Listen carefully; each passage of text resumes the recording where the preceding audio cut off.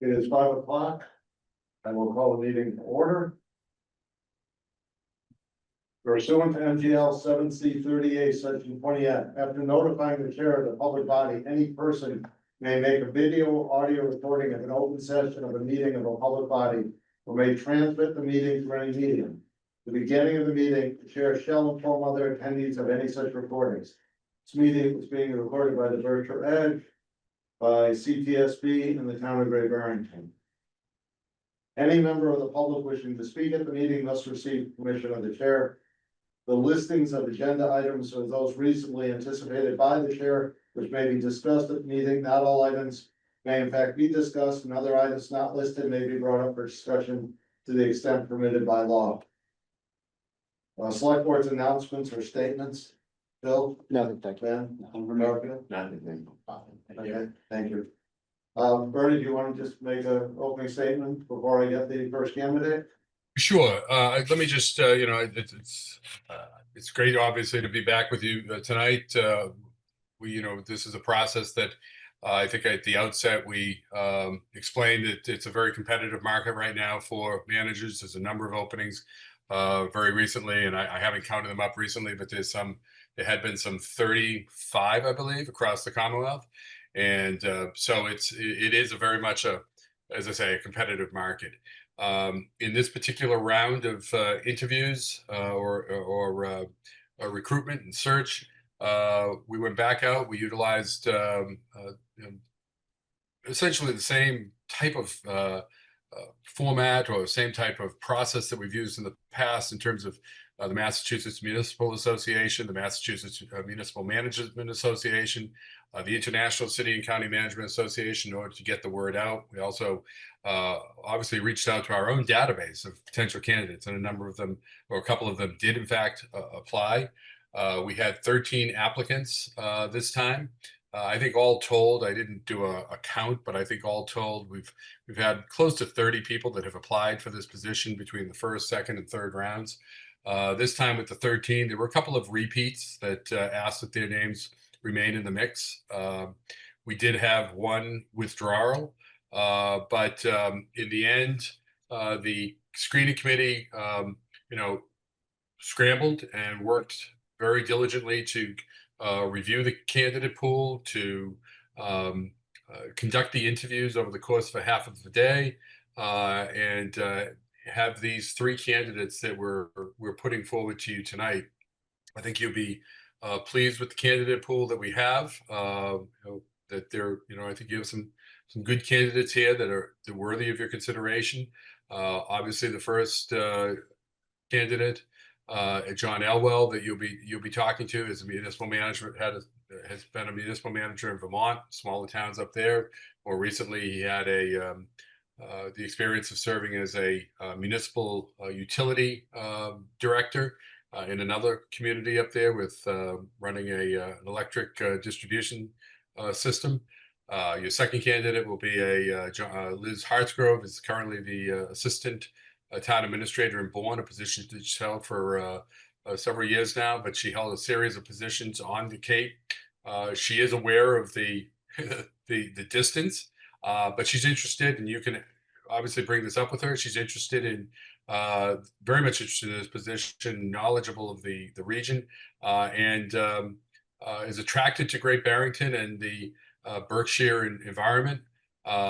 She comes again with a substantial amount of experience, and I think you'll enjoy talking with her. And then, of course, Marie Ryan, who had worked in Great Barrington in the town clerk position, is currently the town administrator over in West Stockbridge, and is again a lifelong resident of of Great Barrington and of the Berkshires, and well familiar with the position, with the town. And again, I think you'll find Marie's perspective to be interesting as well, and worthy of consideration. So the only other step that we took in this is we've done each step along each time with this process is we've engaged with the department heads. We had department head meetings with each one of these finalists, and they had a chance to talk to the candidates, talk a little bit about their own issues, so that the candidates have that understanding of that, and the department has been able to ask questions of them. So it's been a robust process again, and I think you certainly know the format that you want to use in terms of questions. So that's what I have for an introduction for you tonight. Thank you, Bernie. In order to get the first candidate.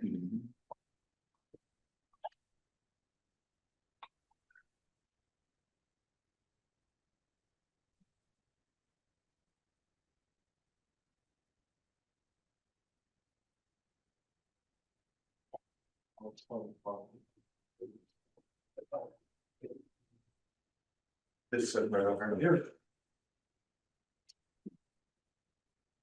How we doing? Good. How is everybody? Right. Hello. Yeah, absolutely.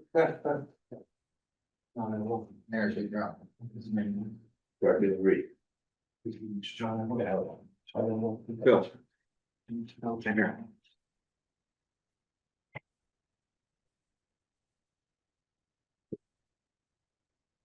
So tonight we allotted up to 60 minutes.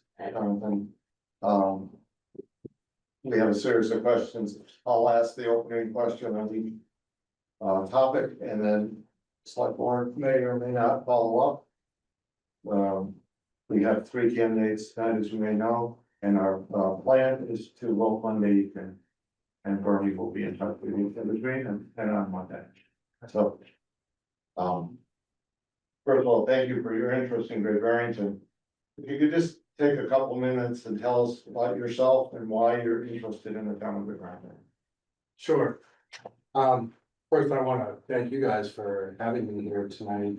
It's a wonderful community, and I just want to let you know that you've got a lot to be proud of here. So, about myself, I grew up in Brattleboro, Vermont, which is in southeast Vermont. Went to college in Arizona. Got a master's degree in public administration from Northern Arizona University, which is in Flagstaff, kind of north central Arizona. Beautiful area if you've never been there and looking for somewhere to explore in the Southwest. Highly recommend it. After college, moved back to Vermont, which had always been my plan. I had wanted to go to school in Arizona, but my plan had always been to return back to Vermont after that, which I did. I've worked for several municipalities in my career. I'm assuming you guys have seen my resume. Yeah. Okay, so you've seen my resume. I've worked at a variety of different levels, from low man on the totem pole, just, doing grant administration work, to being a department head, to being a manager as well. So you've seen that in my resume. And reasons why I would be interested in coming to Great Barrington are, I think this is a really beautiful community. It's a beautiful area, and Berkshire Mountains area in Western Massachusetts is in general a really beautiful area. I think Great Barrington too really is a standout in the region. And I'd like to participate and help this community, move itself forward and try to become an even better version of itself than it is now. You guys probably have a lot of plans that you've discussed over the years. I think that I looked at your master plan to see some of the things that were discussed in there. And I would take it as a great honor if you did end up selecting me to do my very best to help this community move forward in all of its endeavors. Thanks. Any follow-up?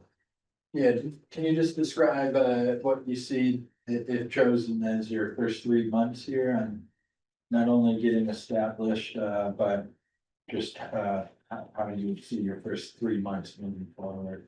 Yeah, kind of what sorts of activities, what sorts of things would I do in order to get familiar with the community and get out there? Yeah, so first of all, need to get acquainted with the staff here. That's obviously very important. And would do interviews with at least all of the department heads in the municipality. In some cases may interview other employees as well, depending on, what sort of things come out of the discussions with department heads, but at a minimum, I would want to have a sit-down discussion independently with each department head separately to see what's going on. And hear from them in their own words, the challenges, good and bad, within their respective departments. I would also like to get out and just be seen, in the community. It's a wonderful place anyway. So why wouldn't you want to get out and walk around and be seen and talk to people? I'm sure you've got a number of different civic organizations in your community, and they vary, from town to town, depending on where you are. Some places, will have like Alliance Club, for example, or American Legion, or Rotary Club is another, pretty common one that you see across New England. I would also make contact with some of those organizations, those civic organizations in the community. See if they would be willing to at least have me come to some of their meetings, if not on a regular basis, maybe some of them might invite me even on a regular basis to come to their meetings, so I'd have an opportunity to talk with people directly in the community from, a different mixture of different backgrounds and stuff. All of that is important, I think, as a municipal manager, to be able to understand the issues and people that live and work within the community that you're representing. So that's another step that I would take. And also talking with the select board. You are the legislative body for the local government. And I would also like to have some, deep and honest discussions with the select board about what you see in the community. What are your ambitions, both individually and as a board, as a whole, for this community, and what sorts of things have you seen historically happen here? What sorts of things do you see on the horizon? And, looking down the road 5 years, 10 years, what would you like to see happen? Are there particular projects that you have in mind for this community? Are there certain events perhaps that have been getting talked about in the community? Maybe they're new, maybe they're already established and, are kind of annual events at this time. I need to know all of those sorts of things in order to do my job well as town manager here, if I was selected. Thank you. Anyone else? Yes, please. Well, I almost feel a little bit like I'll be grilling you, so let me start off with a softball. Tell you, Mr. Flagstaff this year is also in Clarkdale. Taking that train ride they have in Clarkdale, Arizona, so. What, can you say that? Yes, had been to Flagstaff this year, Yeah, and which is great. I was there last year, and also I was in Clarkdale, I see you in Clarkdale. yeah. They took that train ride there. Oh, no kidding. Yeah. Wow, Now to the grill. wow. Wow, did you have a good time on it? I had a great time. That was the second time I took it. I'm a trained fanatic, so it was great. Wonderful. You opened your car. It's nice. It's a nice area. Yeah, it's I a real nice area. Did you get over to Sedona too? I sure did. You better believe it. Yeah, that's a nice Yeah, town too, isn't it? Grand Canyon. Oh, there too. And the road and mule on the outside of the canyon, so it's kind of fun. All right, Jonathan, I'd like to ask you, the circumstances for leaving your current or last position, and I just want to follow this up. It says that I saw a notice that says that, your career goes to engage in a new public service management position, which will bring me to the next level of my career. That being said, is that something that you would be able to stay in your position for a while? I was a little concerned about the less than 3 years you had with the electric department there. And I also noticed that you had many hats and you had many different jobs there. So I was wondering about your length of time in staying, and would you, if you started or something here, would you see it through the end if it took 3 to 5 years? Absolutely, yeah, absolutely. I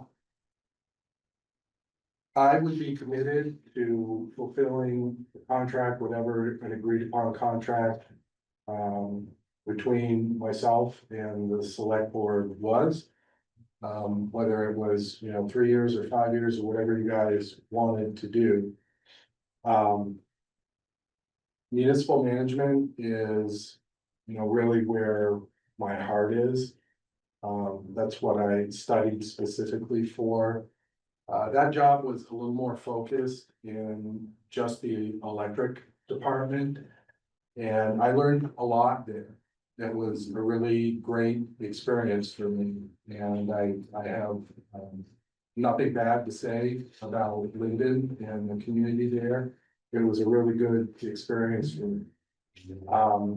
But it was time to move on, and so we did that. But now I'm looking to come back into municipal management as a whole, not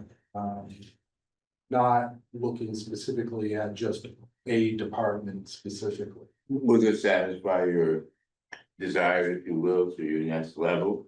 Yes. Yeah.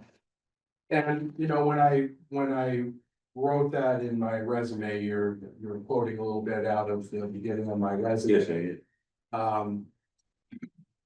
When I was writing, to find a good match for myself and the community moving forward, I didn't mean that to be any kind of political statement at all. In terms of whether you're conservative or liberal, I understand as a town manager, you have to work with everybody in the community, regardless of what their politics are. I understand that very well, and will try my very, very best to do that. Let's move to the next topic, which is leadership. How would you describe your leadership style with your employees and within the community? Yeah, it's a good question. I feel as a leader for the community, you gotta be willing to shoulder the burdens of that community. You gotta be willing to grab the bull by the horn, so to speak. And when your select board tells you, this is what we want to be done to make that so, whatever it takes. You've got to find the resources to do it. You've got to find the most effective and efficient way to use the staff that you have available to get the job done, whatever it is that's been set before you. And I try to set the tone and the example for that while working for the community. People are going to look to you to provide that leadership, and I understand it, and you do not shy away from that. And there's different ways of doing that. Every individual has a different leadership style, and one is not necessarily better than another. It's just finding the right fit for the organization that you work for. And so, I am very conscious of that. And when you guys tell me you need something done, I will give it my all to make sure that goal is met. Okay, follow. Yeah, I guess, on that topic, just the strategies you would use to build teams, and whether it's building teams, keeping morale high, and breaking down like barriers in town, in town hall and the community, just you explain that, mostly focusing on building teams and the morale of town hall and in all of the Great Barrington staff, personnel, employees. Yeah, in terms of leadership too. And Yeah. how those two Year to relate with each other. Yeah. Well, one of the things that I like to do and have done in other places that I was a manager is to hold regular department head meetings. I think that that is a good way to establish relationships with your department heads. And not only good for you as the manager, but I think it's also good for the department heads too, to be able to have an opportunity of a forum to share information with one another. I like to do at least a monthly meeting, depending on what's going on, you may want to do more than just a monthly. Or maybe you want to do every other week, but I think to start off with a monthly meeting is a good place and see how that goes. When you're doing that, you can also kind of set the tone with your department heads about what your expectation as manager is for them and the different goals and objectives that exist within their specific departments. It takes time to develop that kind of relationship, but I think having department head meetings really helps a lot in sort of jump starting that initially, but then maintaining the relationship, because if you don't, like a lot of things in life, if you don't nourish the relationship, then it might go sour too. You gotta be attentive to the relationships and make sure things are going well. I also think that it's important to be able to speak openly and honestly with members of the public. If somebody's got a problem in the community and they come to see you, whether it's in a public meeting, select board meeting, or whether they're just coming in to talk to you individually in your office someday, you gotta give people time and attention. It may not, whatever their concern is, may not be at the, top of your list in terms of issues and challenges that you're dealing with. But it doesn't matter, you gotta at least still give them time. And I think that's another way to carry through with objectives, goals, and demonstrate leadership in the community too. So hopefully that gave you a little bit more insight. Yeah, thank you. I mean, other follow-ups? I just have a little question here. Unusual for to say that, I think there's a book at the size of Linden, there's 1,000 people, or more than that. Linden is 5,600. Okay, 5,600, okay, well, that's all, what's that been, right? Okay. I was just curious because we'll be coming up to the town of 7,000 and more. If the road in the summertime was probably 10,000. So your concern is, am I gonna be comfortable working for A larger community? Yeah, I can talk a little bit about that if you'd like. It was So, you're correct. Great Barrington would be a little bit bigger than, previous municipalities that I've worked for, but I don't think massively larger. Linden was 5,600. Rockingham was 5,400. So, they're in the same ballpark. They are a little bit smaller, but they're, not massively smaller. Another thing about Linden and my position there too is, and I mentioned this a little bit in my resume, but it may not have come through clearly. The service territory for Linden's electric department is much larger than just the town of Linden. It covered all or parts of 12 different towns around it and had a customer base of over 6,000 people. So when you add up the population of the actual service territory that Linden's electric department covered, it was far bigger than 5,600. It's probably closer to like 8,000 to 9,000 people. So just, something else I would bring up to you, but I understand the numbers are gonna be a little bit bigger. I did take a look at your budget. As well as your master plan and your charter when I was looking into the position here. So I understand, the numbers that you're looking at basically here, and I'm very comfortable in that. So we talked about leadership and management with employees. Talk a little bit now about external relationships, and you touched on this a little, but I think it's important enough to go back. As Great Barrington's town manager, you would have relationships with many individuals and groups, including businesses, institutions, county and state officials, as well as regional colleagues. How would you build and maintain those relationships?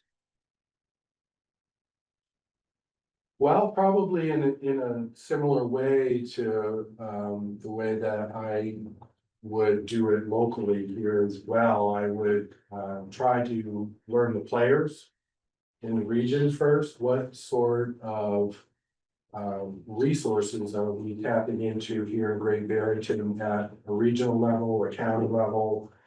And then asked to meet with the directors or managers of those services, whatever they are, whether they're regional planning commissions or if you sometimes maybe use a lot of places, even if they have their own local fire departments, they still will work with other fire districts in the area.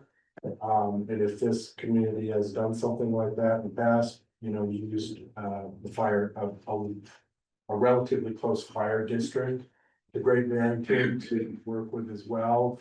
And I might give the fire chief there a call and, just ask, hey, can we sit down sometime? I'd like to have just a very informal discussion, get to know you a little bit, see if there's any concerns or issues or, things I should be aware of concerning the relationship between our organizations. And sometimes there are larger organizations that represent a bigger cause too. For example, I think all states in the USA now have some form of a local government association, and they all have different names depending on, what state you're talking about. In Massachusetts, it's called Massachusetts Municipal Association. And they help all local governments in the state of Massachusetts work on common issues. That is definitely an organization that I would also reach out to, get myself better acquainted with MMA and what sorts of issues and priorities are they, working on local government's behalf in the state of Massachusetts now. And I will, those are usually very good, solid organizations, and I would definitely reach out to them as well. So there's a few ideas for you on some of the steps I would take to get more acquainted with people at a regional level. All of us. So next is financial management. What is your experience with municipal financial budget preparation, in particular in a period of financial stress? I don't know when there isn't a period of financial stress. We will drop that. Yes. Yeah, that's a good point. And like in your experience, I don't know if I have ever worked for a municipality that hasn't been under financial distress. I think, it's just the nature of the beast when you're working for especially, smaller and local governments. You gotta stretch the dollar whenever you can, you have to, it's part of the deal. So. As I mentioned before, I've worked at a number of different levels in my career working for local governments. And so I played different roles in that depending on different positions I've had. You know, when I was a department head, I worked only on my budget. Obviously, when I was a department head, I was the development director for the town of Rockingham. And so I just worked on the community development budget, and that was it. And I put that together and submitted it to who was my boss, the town manager in that community. And, but, you know, you get to a manager's level, then it's a little different, your role changes. And I have done that in several different communities. My style, if you will, in doing that is to work collaboratively with department heads. I value very much their input in budgets. I've also worked with, some pretty strong, finance departments in all the municipalities that I've worked for, so I've never really felt the need to micromanage at least the first draft as you're going through budget figures and crunching numbers and putting them together. That's not to say I don't meet with people and have discussions about priorities and projects, goals and objectives that have to be built into the budget. But in terms of, you know, the number crunching and building the spreadsheets, I guess just because of my background and where I've come from, I've not, you know, tried to micromanage that in the finance department. I've let them do their jobs unless I've seen a problem with something, which, you know, has happened on occasion, but it's been very rare in my personal experience. If you do see a problem, obviously you gotta interject. You gotta get in there and say, wait a minute, this is not right. I need to change the way you're doing this because whatever it is, the format's coming out wrong, or maybe the numbers are just wrong. We gotta get that corrected.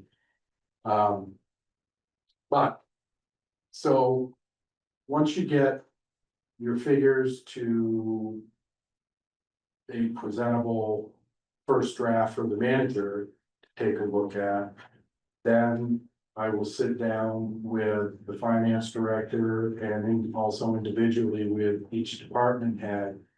Go through the respective budgets, line item by line item with them to share my feedback with them. And I also want to hear their feedback too, as to perhaps why they did certain things, why did they make certain assumptions in a specific line item when they were putting their first draft budget together for the manager to review.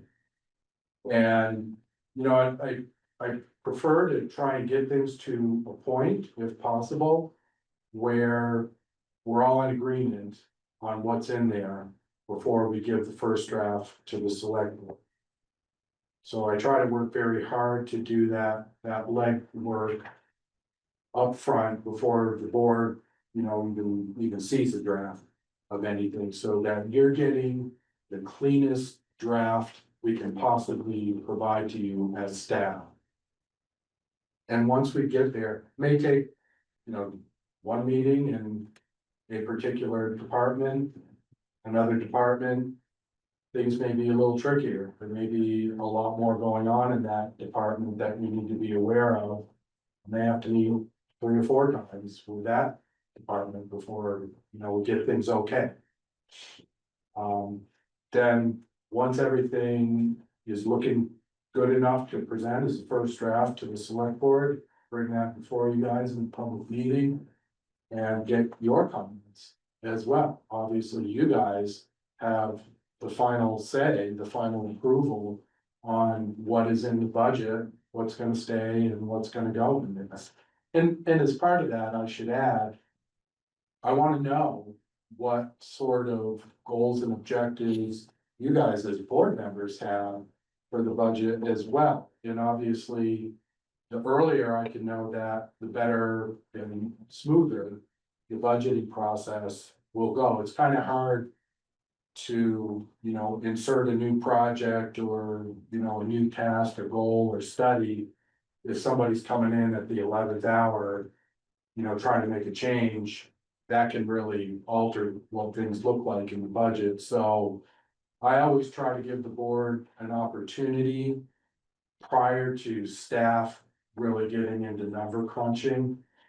To tell me, what sort of things are on your mind? What sort of things would the board like to see in the upcoming year's budget? Is there, particular projects you want to see in there? Are there planning studies you want to see in there? Whatever is on your mind so that staff can, start doing the legwork to get some numbers together to support that request and make sure it's included in that first draft. And thank you. Oliver? Go ahead. Can you speak to an instance where in any part of your career where you've come into a new position and went through a process of learning and understanding the process, and then decided you needed to make a specific change in a meaningful procedure or a policy or a protocol, and that change may have been you may have had some objection to that change, but you nevertheless decided to go through that. Yeah, good question.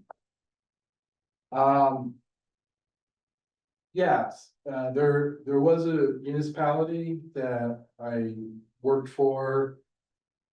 That when I first started there, they were not doing annual evaluations of employees or any evaluations of employees for that matter. I am a strong supporter of doing that. I think it's important for the organization and important for the employee too, even if they're a little resistant to it at first. Employees need to get feedback from their employer about how they're doing, good and bad. And so there, in this case, when I discovered that this municipality just wasn't doing evaluations, I had some discussions first with the board I was working for.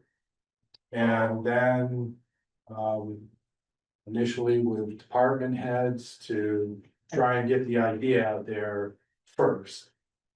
To try and get people to warm up to it. And there was resistance at first, especially from some of the employees. Not so much from the board. And not so much from the department heads, I don't think either, but some of the employees were not very keen on this idea of doing annual evaluations. It seemed maybe foreign to them, a little scary. Like a lot of things in life, it brought unknowns, and unknowns can bring anxiety to people. And that seemed to be the reaction that I was getting from people, so it took a little bit, it took a couple of years to just kind of, pushing this idea forward. And telling people, well, it's coming, I'm not gonna force it on you immediately, but I'm telling you it's coming. And we are gonna do this, and after about 2 years. I got people warmed up enough that I decided, okay, well, everybody's been warned. I've told the board. I know that this is going to happen. And I feel like I've prepared everybody as well as I could. There was another wrinkle in this that I needed to work through as well, which was this municipality was also a union shop. And so there was nothing in the union contracts that talked about an employee having to get an annual evaluation. So I also had to bring the union into those discussions as well. And make sure that the union was, not gonna fight this tooth and nail. And in the end, was able to convince them that in the long run, this was gonna be a good thing for everybody, including the union members too. And we got that built into union contract. the next set of negotiations. So sometimes you have things like in a case like that, that you gotta be aware of too. You can't just step in and, you know, lay down a blanket policy, because there may be existing contracts, existing policies in place that you need to think about. But after a couple of years, we worked through all of those things, and we did start doing annual evaluations. So the next topic is project management. We agree, Barrington has significant infrastructure needs, roads, sidewalks, bridges, water issues. Do you have experience working on large capital projects for infrastructure projects? Yes, I've been involved in a couple of, very significant rehabilitations of older historic buildings in some of the communities I've worked for. Also rebuilding a new structure as well. I worked for Enosburg. Only 5 months after I took that position in Enosburg, there was a devastating fire right in the middle of the downtown. Enosburg is a small community, but had a very nice historic downtown area with some, you know, very nice old buildings there to support the feel and the atmosphere in the community. 5 months after I started there, 2 of those buildings burned to the ground. Literally, there was nothing left of them. It's tragic, just a horrible, horrible situation. So overnight, lost 5 businesses and 8 residential units right in the heart of the downtown. These 2 buildings were side by side, literally right in the middle of downtown on Main Street. I won't bore you with all the more details on that, but fast forward 2 years later, through a lot of work by the municipality and also building a coalition of people to come in and assist with the project. We were able to build a brand new building, bigger. We actually, the 2 buildings that burned were 2-story buildings. We ended up building 3-story building, 1 building. All together, we combined the 2 lots together to make 1 lot. Built a brand new building with another story on it. We were also really concerned about the style in the architecture, because as I mentioned, this was gonna be a brand new building, but a brand new building in a very old historic downtown. So we took a lot of pains working with the architect to try and make this building fit into the area and at least come close to matching the surrounding buildings that would be directly next to it in terms of its architecture. Built this building out of brick. The buildings that burned were actually wood. And the brick we used was brick that was manufactured in the same county.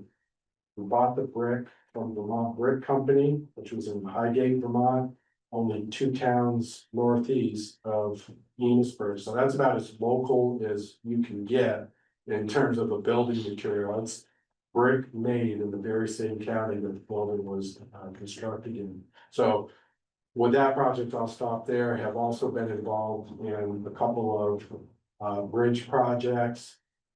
I've worked on at least half a dozen sidewalk projects in my career. Also replaced quite a bit of water line, wastewater line, done new hookups on wastewater services when I worked for town of Clarkdale in Arizona. That was a project I did for them there, where through a grant, we were able to do, I believe it was 54 new hookups for homes onto the town of Clarkdale's sewer line system. So that was quite a few. We had to do that in phases because there were so many different homes. So that gives you an idea of some of the kind of capital projects that I've worked on in my career. It's a lot of different types of things. And I feel comfortable working on the types of things, at least that you just mentioned to me, roads, sidewalks, bridges. Thank you. We have about 15 minutes left. Follow up? Yes, I do. When you had to rebuild this building, obviously it costs money. How did you disperse the taxes, or how did you figure out, the town gonna pay for this? The building in Enosburg, Yeah, the one that Bernie just built a Yeah. new building, and it has to be paid for, obviously, so. yeah. Yeah, and it was very expensive. It did not affect the taxes at all in the community. I ended up sort of building a coalition, if you will, for lack of a better word, with a couple of different housing authorities in the state. One was called Champlain Housing. The other was called Housing Vermont. We went into this with the idea that we would maintain commercial space on the ground floor level of this new structure, but the second and third floors of these, of this building would be for residential space. And that's how I was able to interest and bring these two housing authorities into the project, because that's what they specialized in, that's what they did. And in making housing one of the central parts of the project, they could put all their resources behind it as well. So we tapped into a number of different grant programs, and also tax credits that the housing authorities in, their purposes and their capacity, because they weren't public organizations, but they were quasi-public. They had the ability to tap into public resources. Sometimes the municipality would have to work with them. Sometimes the municipality would have to be the applicant in the tax credit or the grant. But ultimately, all of those funds ended up being channeled into the project itself for construction. So with the specialized talent and resources of those two housing authorities, we were really able to leverage a lot of different grant sources and tax credits against each other to help pay for and defer any financial responsibility onto the tax base, onto the taxpayers in the community. So that was, I felt a real triumph, was really proud of that project. It's good to me. So next one is economic development. So while Great Barrington has met the state's required 10% affordable housing threshold, the rising cost of housing and lack of inventory is a detriment to those seeking to live and work in the town. As more housing units are developed, there will be increased demand for municipal services. How would you balance the need for more workforce and affordable housing with the impact on the community? Yeah, well, I'd have to get myself familiar with, you know, kind of the baseline first. Where are you guys now in terms of, you know, water services, wastewater services?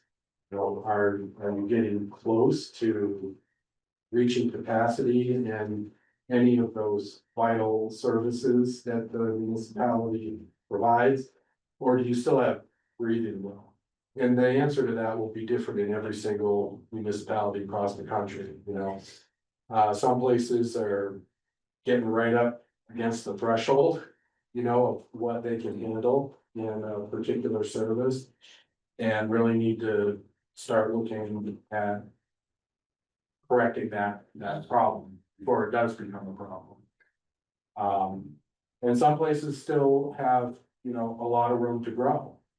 So it just depends, and I have to admit, I'm not sure where Great Barrington's baseline is with your kind of life-giving services that you have there. I would call those things life-giving, you know. can't live without water. If you're, if you're creating sewage or garbage in some way, you gotta have a way to dispose of that in our society. You can't just throw it out the back window anymore. Was a time when people did that, but those days are over. So those kinds of, life sustaining services, you gotta find out where you are first, and then what your capacity is, how much room do you have to grow? Are you okay? Or maybe you're only gonna be okay for another 5 years, but 5 years. You might start getting up to that threshold, so you gotta start putting the plan together now. To do some kind of expansion where, if it's in your wastewater service.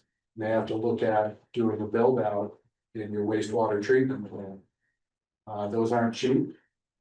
But Great Barrington certainly would not be the first community in the world to have to do an expansion of their wastewater treatment plant if that was needed. So we would get through it and I would certainly do my best to try and find what public funding I could in order to support an endeavor like that. Sometimes there are state grant funds that you can tap into, give you a hand and take some relief from that away from taxpayers and service users. Sometimes there's federal assistance that you can use as well. So you just gotta look and do your research, see what's out there and start applying for ones. Can you follow up? Yeah, what's your experience with working in a community with a significant seasonal population and second homeowners? Second homeowners, if you work anywhere in Vermont. You're dealing with that, whether you know it or not, you are, Vermont is. No, its economy is very much based on tourism. And with that. You get a lot of second homeowners coming from a lot of different parts of the country.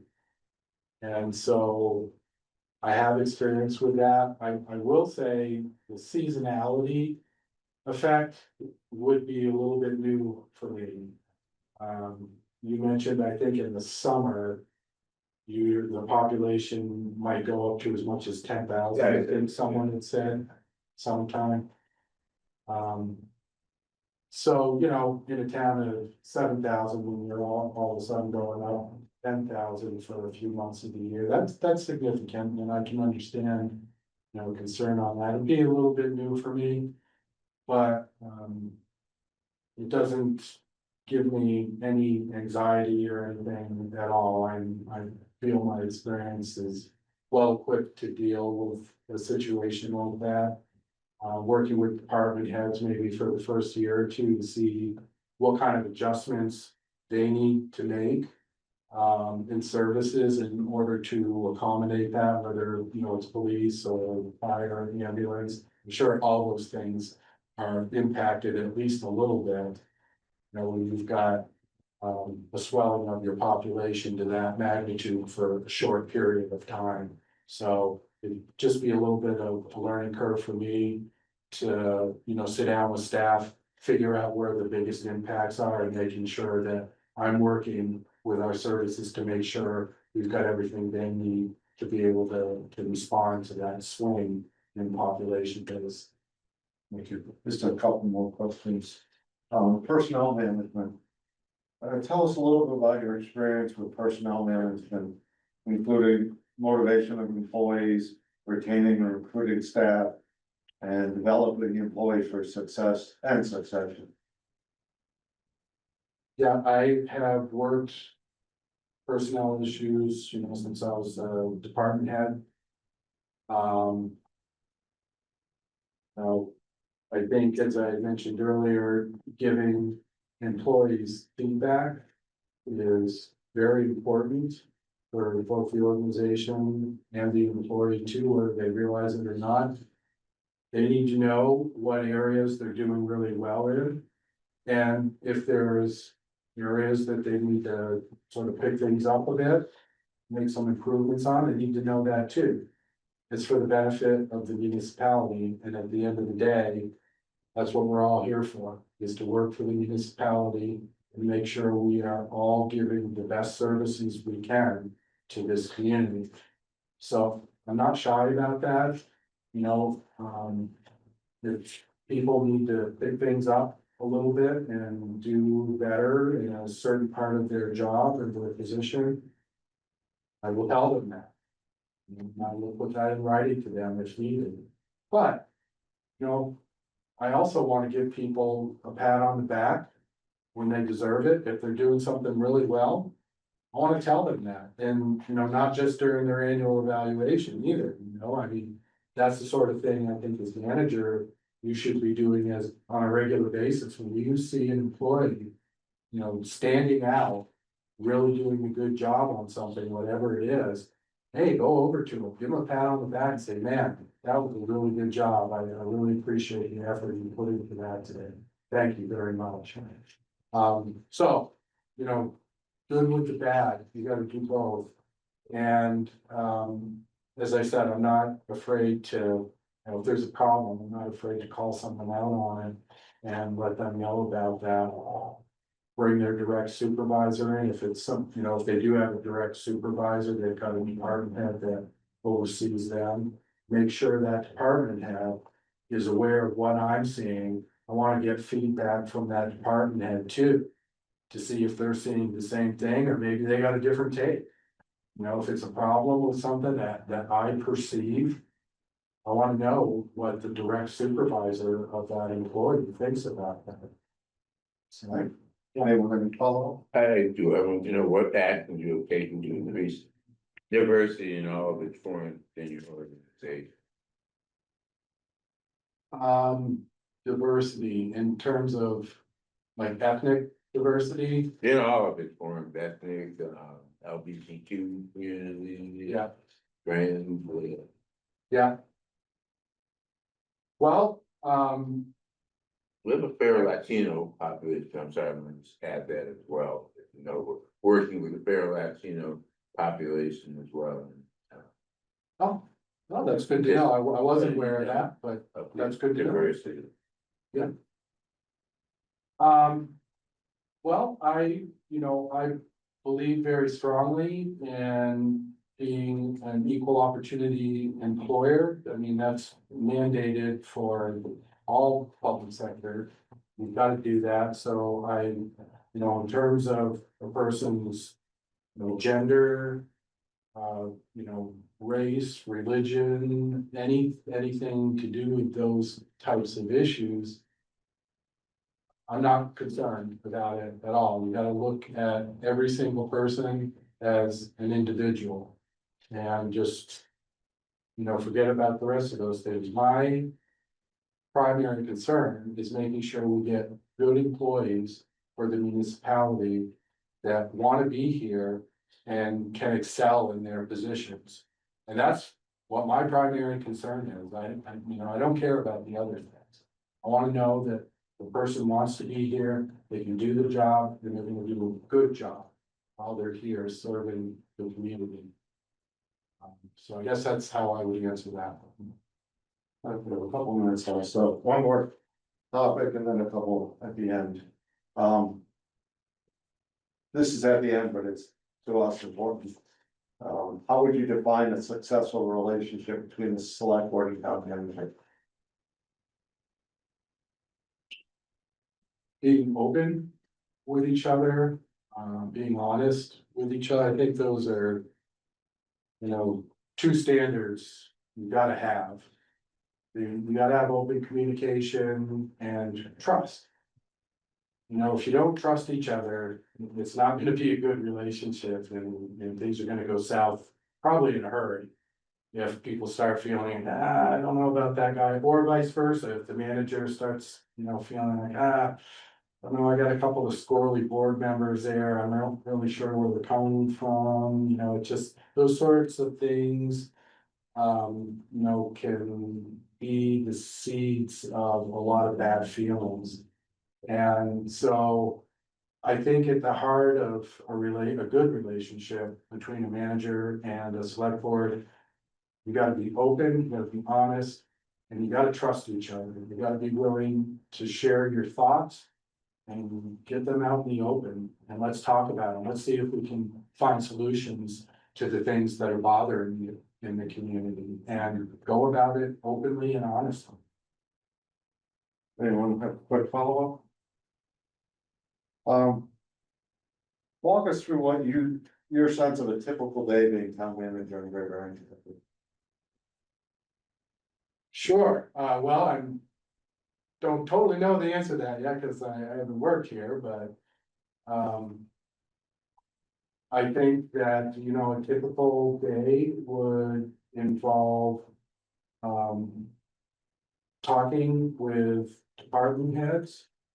You may have, you know, a couple of key people that you need to see during the course of that day. You know, maybe there's something going on, or maybe you got a question about something that maybe is gonna happen a couple or 3 months from now. And you wanna make sure that department head's aware of it. Going out and making the rounds on those things. Of course, anybody that works in this field at any level now has to be very tuned into email. So making sure you've got at least a couple of slots during the day where you know you're gonna be focused in front of your computer, looking at emails, because seems to me now that those almost never stop anymore. You just, emails are going all day long now, at least in the last, you know, couple of positions that I've had, they never really stop. So you gotta have a couple of times during the day where you're gonna sit down and just focus on your emails for a little while, whether it's 30 minutes or 40 minutes, whatever it is, to keep tabs on those things. You may need to make some time for talking with businesses or residents in the community. Most managers during the course of their day are gonna have at least a couple of walk-ins from the public, whether it's a business owner or just a resident that lives in the community and has something on their mind. You gotta make time for those sorts of things as well. That I think will typically be in the manager's day somewhere. And then making sure you're paying attention to some of the larger term goals out there. For example, you know, I was told you guys are getting real close to getting into budget discussions for next year. So pretty soon, whoever you hire for a manager is probably gonna have that almost every day on their schedule. To start looking at different budgetary issues, making sure that they're focusing on that for at least a time period of the day as they track down the different details that need to be involved in each department. So I guess, you know, that's a little long-winded, but that's what I would see as, you know, being pretty typically on the schedule, on the agenda for the manager's day, whatever that day is during the week. Thank you. I just have. Yeah, very quick. So just, I mean, it kind of goes without saying with this position, but just to be clear, like if we do offer you this job, you're willing to uproot and move to the area if and when you decide to take it, or if we decide to offer it. Yeah, I live a little too far to commute, Yeah. right? Yeah, I live in northeast Vermont, Yeah. so, yeah, no question about it. Yeah, no, But I fully realize I will have to move, I will have to relocate. Yeah. For me, probably it'll be a two-step process, to be honest. Yeah. Before I could buy anything in this area, I would need to sell my home in Vermont first. So I probably would be looking to rent something initially. And then once I'm able to sell my home in Vermont, then I could start looking at something, you know, buy more permanently somewhere in the area. But initially, I think I'm probably gonna have to rent something. So it'll be a two-step process for me, just to get down here, you know, relatively quickly. I'll need to rent, so at least I got a place to live somewhere in the area. Then once I sell my home, I can start looking to buy. Do you have any questions for us? Yes, if you have time, there's a couple of things. Do you still have a few minutes? So we'll take questions. Yes, absolutely. Okay, all right, great. One question I had, when I was looking through the budget, I saw a large increase in, the transfer station line item, and I don't know if you guys know the answer to this or not, but I thought I would ask you to see if you did have the answer. So in 25, that particular line item was budgeted at 0. In 26, it went to 156,000. Fairly significant increase, so I was just wondering, do you guys know? the Yeah, answer? Ellie, shake your head that I'm right, if I'm right. We broke out where it was in one line, we broke it out to another line. So it isn't really an increase. You're gonna see a corresponding decrease in another line. So that we could look at the transfer station more closely by having it in a separate line. Okay, great. Yeah, I knew there was probably a logical explanation and there could have been several different things. I didn't know what it was though, so I just thought I'd ask you that's- guys if you knew what that was. But Yeah. just looking at, the page, the line item, it was like, wow, that was a big increase. But doesn't mean that it was necessarily the way it looks on the sheet. Yes. There could be a good explanation for that, and you just gave it to me.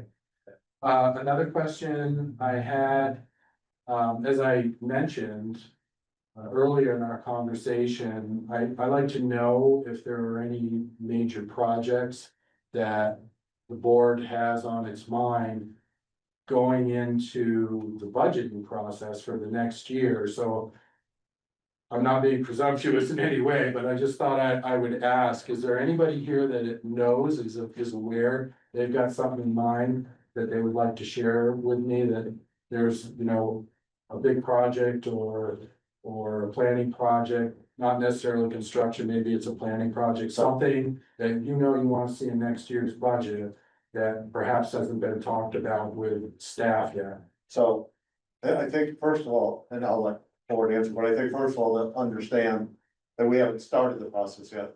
Really, it's staff will start it. There are a number of large projects, but one of the things we're trying to do is not build all large projects in 1 year. We're trying to have a better handle on more of them. And there are projects here, we're a part of a regional school district. There's a vote November 4th for a new high school, which is a $159 million project.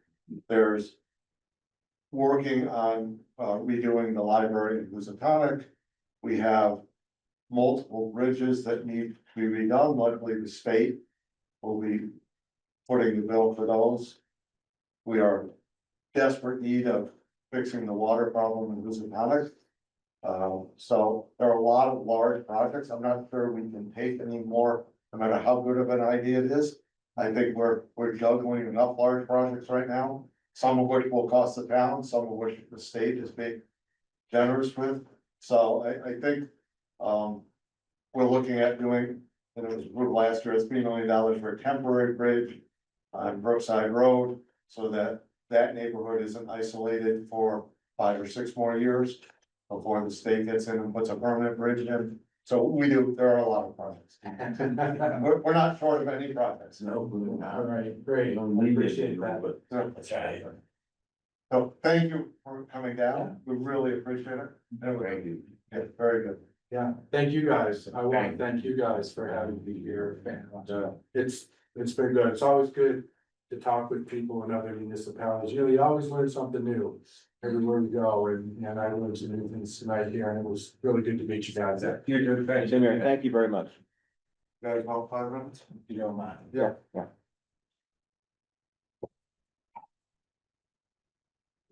Oh.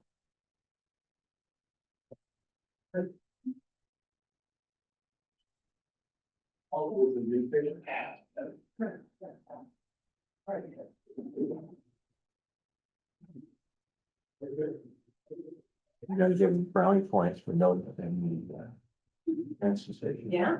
Yeah, sure. Please hold on. Okay.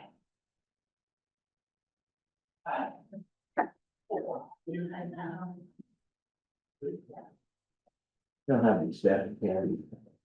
I don't, yeah. But then I might, wouldn't you gain weight? Stash your candy. I might gain weight, so I just all day. It's just here. There's, Wait, that's a sweet tooth. Bill, there is some cookies out there. Where? I got some bananas. There. Banana?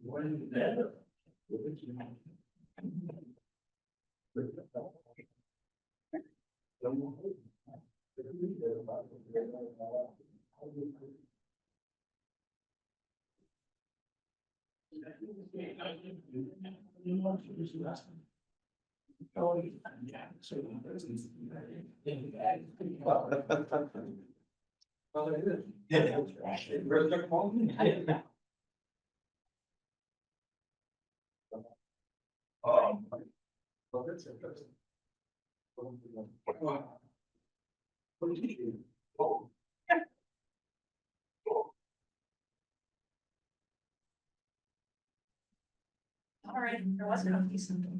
Yeah, I was trying to resist them, so this makes it easier. This makes it easier to follow me. Thank you very much. There.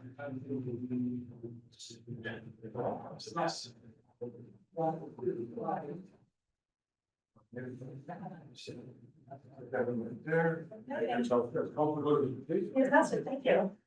Hi, everyone.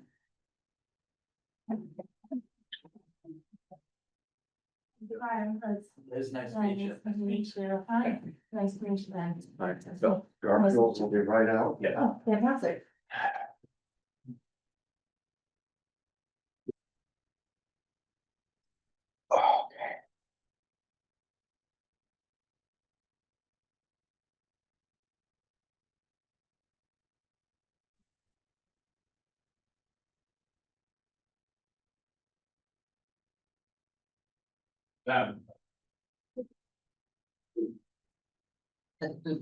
Garfield seal too. He's looking. Hi, how are you? Hi. I'm Liz. That's Garfield Reed. Nice to meet you. So our next applicant is Liz Hartsgrove. Tonight we have about an hour, but we're running late. I hate to run late, but we're running late. We'll take as much time as we need. We have a series of questions. I'll ask the question in each topic, the first one, and the board will follow up.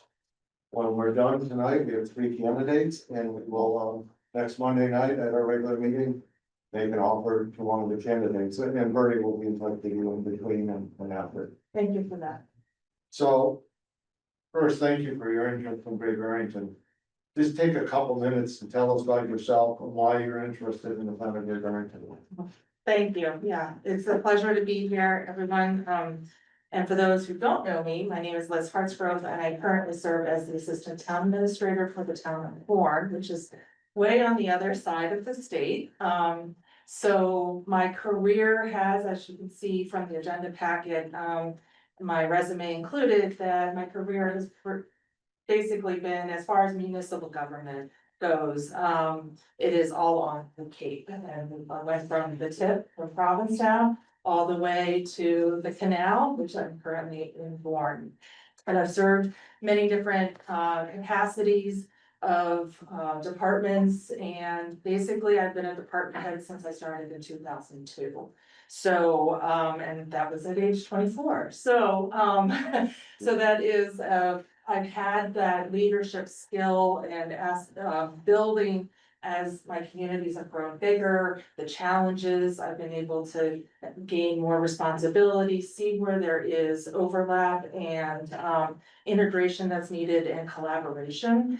And now I'm at a crossroads kind of in my life as well as my career. I've gone kind of as far as I can on the Cape. In the current spectrum, it's very hard, everybody's there, it's very like Great Barrington, where people come to retire there, or they basically find roots and they settle. So, and there's only 15 towns on the Cape, and so that means there's only 15 opportunities for people that, so it's very hard for me to have an opportunity for a town manager role. That being said, though, my husband just recently retired. We are becoming empty nesters in a few months. And my husband is basically now portable. And so are we, and we are, we've decided that, this is a great opportunity to, reimagine our next chapter in our life, and, Great Barrington seems like a really wonderful fit for me, which we can dive into as we go. Perfect, a follow? Yeah, I guess if you could just describe your vision of what your first 3 months would be in Great Barrington, not only getting acquainted here at Town Hall, but in Great Barrington. So, Yeah, so I think a lot of, really, the first 3 months is all about fact finding. It's about analyzing, doing assessments, but not just for myself, but actually understanding how the community thinks, assessing how the community thinks and how the staff works. What are their visions? Making sure that there is basically, would be number two, and I call it my AAA theory, is that you do an assessment first, and then you try to figure out alignment. So you find the core values that everybody's speaking kind of the same language, so you can have clear expectations for the next phase, which is actually action. So before you can actually move forward with anything, we need to make sure that staff actually is aligned with the select board and all of the elected officials, making sure that the boards and committees also were aligned, understanding all of the core values as well as the objectives and goals that the select board and all of the other elected officials have in place.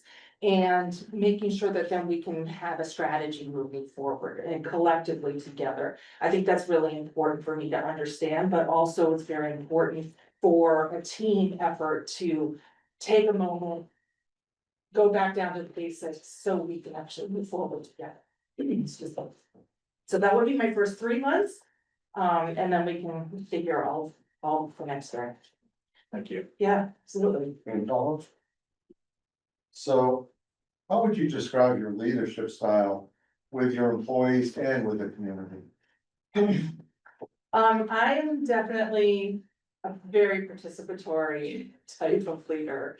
I think that comes from starting kind of at the ground level in a small community such as Provincetown as an early professional. I learned the value of working together as a team together for problem solving. When you are isolated, such as Provincetown, you have only one neighbor, actually municipal neighbors, Truro, and then you have the federal government as your other neighbor. And you are literally living on your drinking water.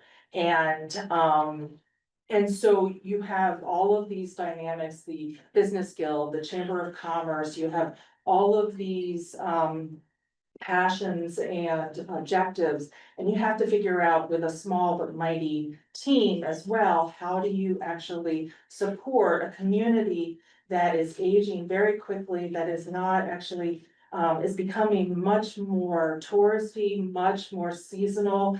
And how do you make it more of a year-round community with seasonal bumps? Unfortunately, Provincetown is very tourist heavy and they know it, they embrace it. And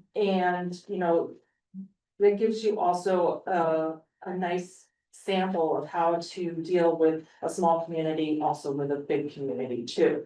It goes from about 2,500 up to 37,000 for a seasonal population. That's what the liquor license for seasonal licenses gives to the state, is about 37,000. And on day trippers, as well as any special events, it can go up to 100,000 people in 6 square miles. So it gives me a lot, it gave me a lot, Stephen, of the necessary skill sets to do emergency management, work with business communities, look at housing initiatives that the Airbnbs and the condos were starting to take over back in 2002, 2003. How do you actually retain the culture and the characteristics that actually is very attractive for the tourists, but also attractive for the residents? And I've been able to carry that forward through all of the communities, and I feel that's something I could bring to Barrington. Well, I have a question, and it's to back up just a tad. When you said that you want to reach your max, if you will, your ceiling, and take cop. What does this mean to you coming here? Is this going to be your stopgap, or is this something you're going to enjoy for a while and then move on, or? Well, if you do hire me, you'll find that I'm actually very honest and transparent with my conversations with you. And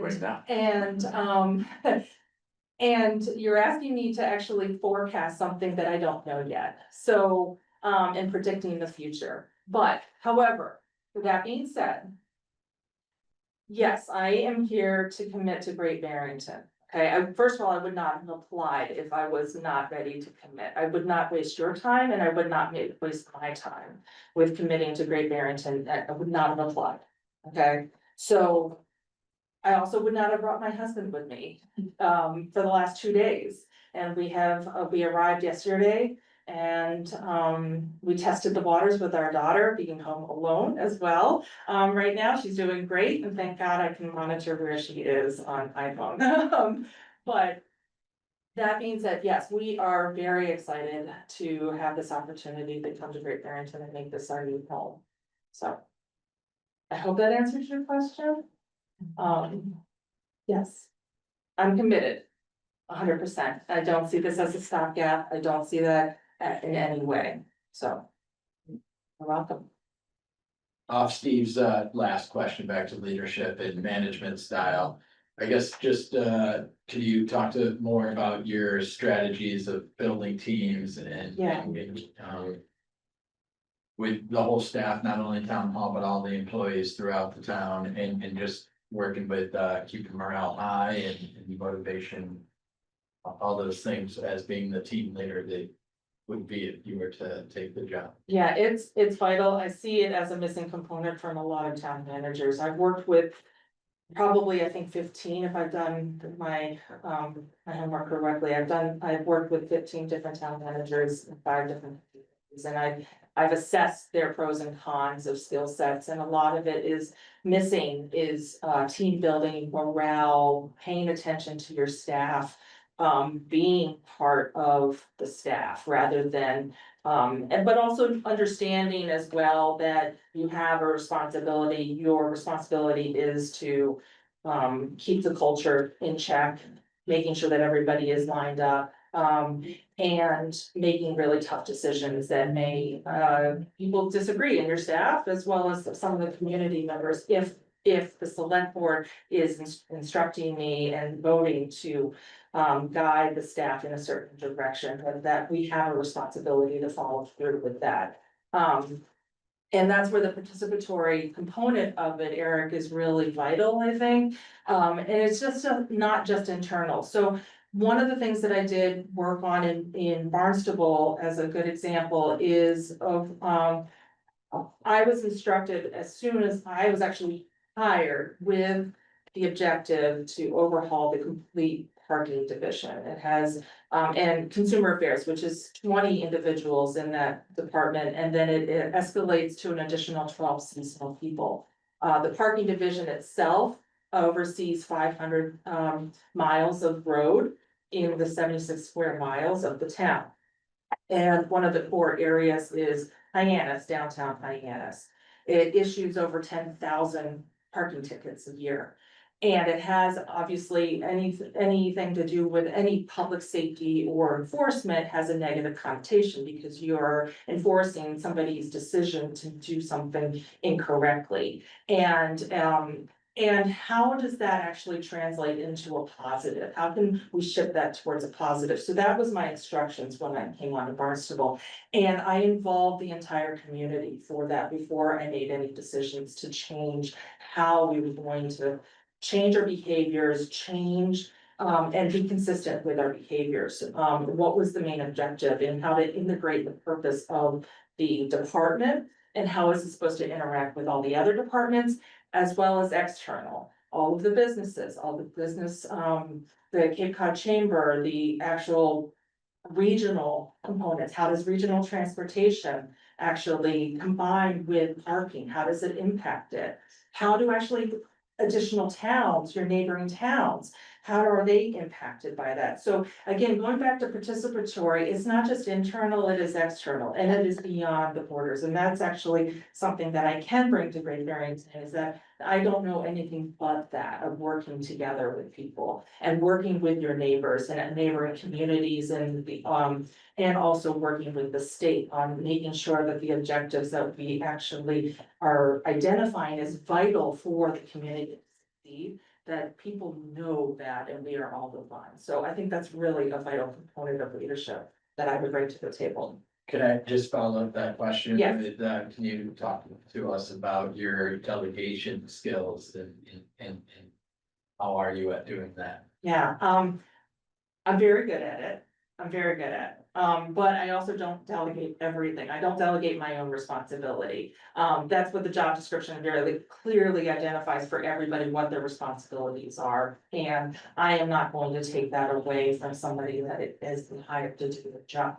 And also I am very good and very strict about assisting somebody if they don't know how to get to do, how to achieve what they have in their job description as far as responsibility. I'm very good at helping them get to that point where they feel comfortable. And we will work together to find that solution, but I have been in so many different roles that I know why it's important to have all of these people sitting at the table, that I don't make the decision that everybody else needs. I need to have Joe from DPW. I need to have Paul from police. I need to have Ally in finance. I need to have their skill sets, that what they're good at, helping me, guide me, advise me, so that I can make a final decision. I am not going to take those responsibilities away from them, at all. That's, yeah. Thank you. May I just say that I don't know if this is correct or not, but I'm very much big on involvement of all your facilities and people that are running the show, making it work. I appreciate the fact that don't want to be giving them a hand, I'm not, but I want to applaud the fact that you indeed involve others, because it's, to me, it's important. I agree with you, Garfield. I think it's vital. I mean, that's what a community is all about.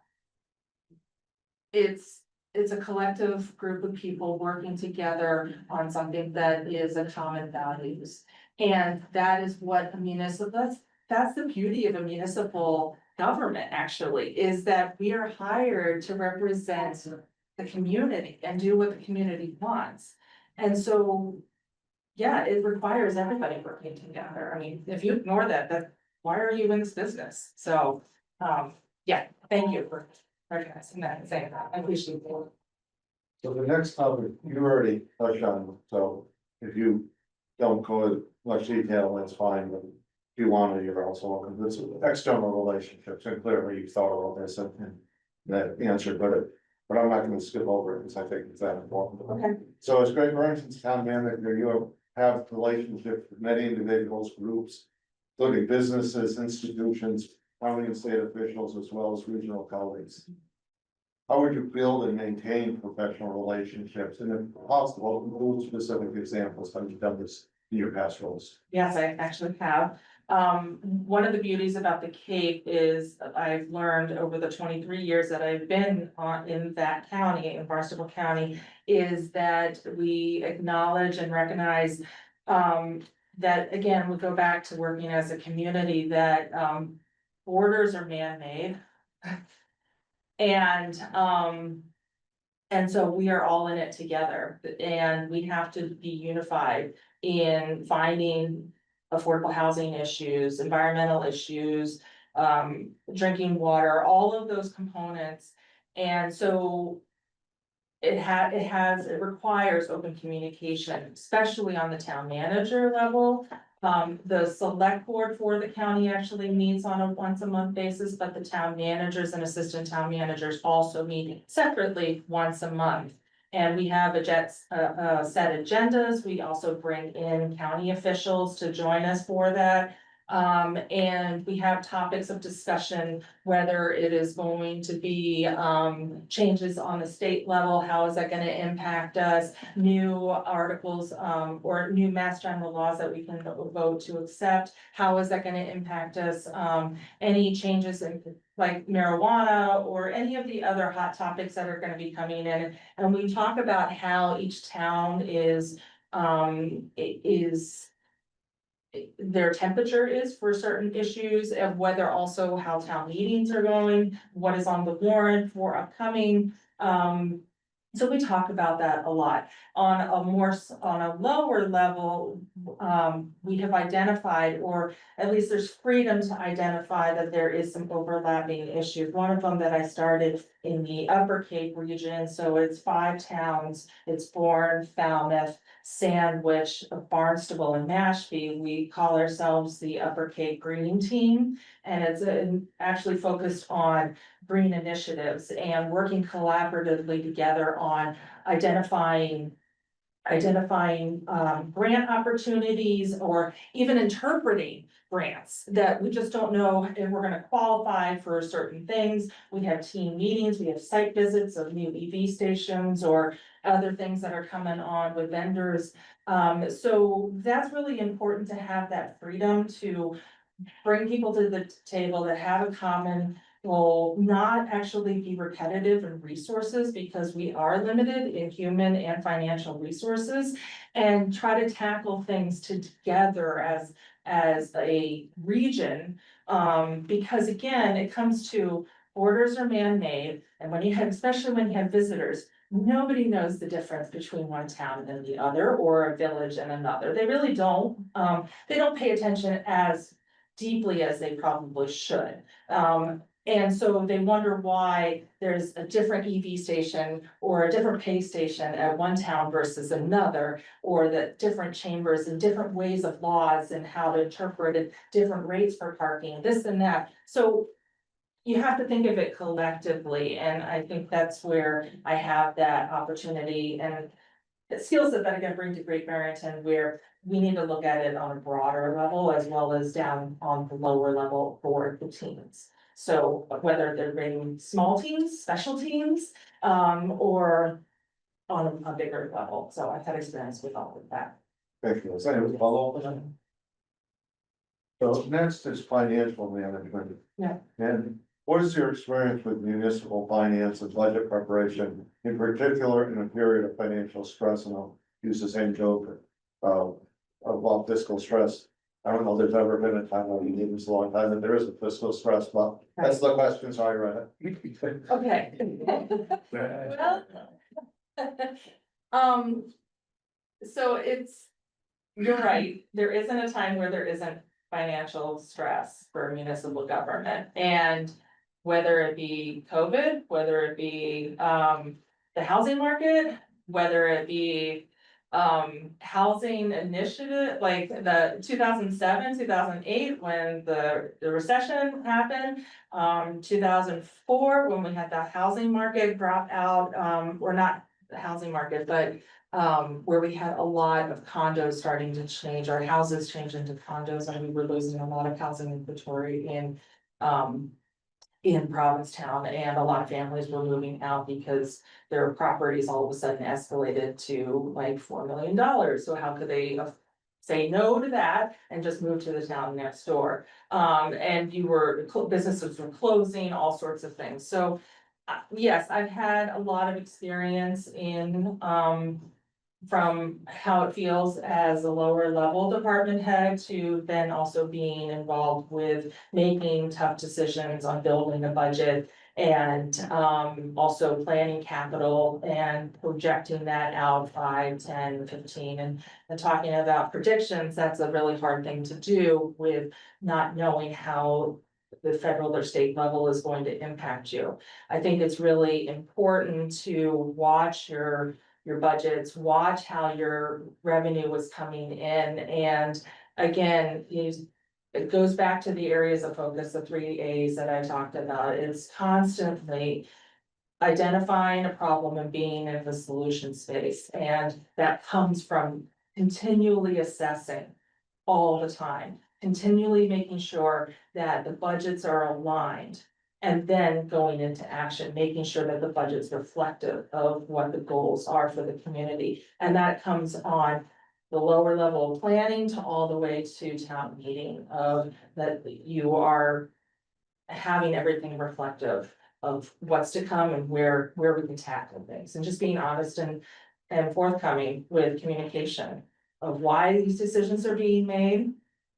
Communicating outward. So yeah, I've had experience, not just planning a budget, planning budgets that range from anywhere from $30 million up to currently with the town of Warren is 88. And my capital right now is approximately between 5 years. Capital is approximately $30 million that I oversee. So, in the town of Wellfleet, when I started there in 2006, building the budget, and I was entirely in charge for that with the town accountant. And I actually presented that to the select board for the 3 years that I was there, and then I did the same thing with Yarmouth, and then taking it to town meeting.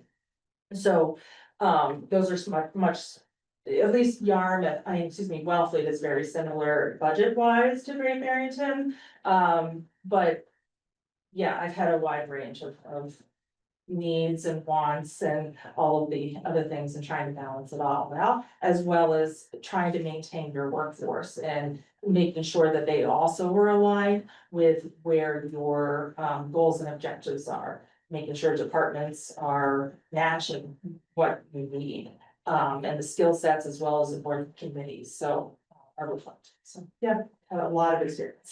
Thank you. Follow up. Can you talk to your experience of identifying and developing alternative revenue streams? Yeah, well, I do, I have it starting even from the beginning in Provincetown. I increased the revenue by about 400,000 when my budget was about $1 million of revenue that was being increased. There's over 70 restaurants just in Provincetown. Wow. And so we were looking at ways to, and it was actually short-term rentals, before it kind of had a name. And they weren't being inspected, they weren't actually in any way, there was no oversight whatsoever, so I was able to actually work with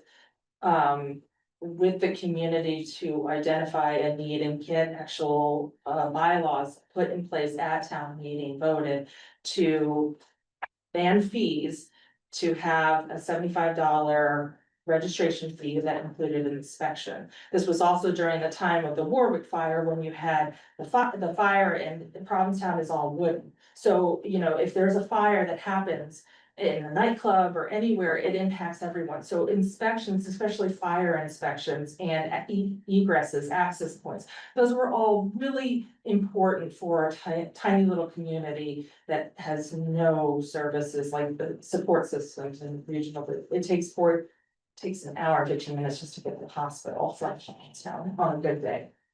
So those are the things that I looked at even at a very young age, and identified ways that I could be more self-sufficient and doing cost analysis of how much does it cost for, if I want another employee, how do I justify it? Well, I have to put all the pieces in place, and that includes financial. So I carried that forward with revenue generation, especially in Yarmouth. I was head of the revenue team that was assigned or created with 3 different departments, IT, DPW, and the town administration office. And we looked at ways to actually creatively add revenue in the town. One of them was boardwalk planks and selling those, and looking at ways to connect people more to the area. And buying a $150 plank doesn't seem like a lot, but it means a lot to somebody that they just got proposed on that walkway. And then they can go back every year and see their name on there, or that they used to walk their pet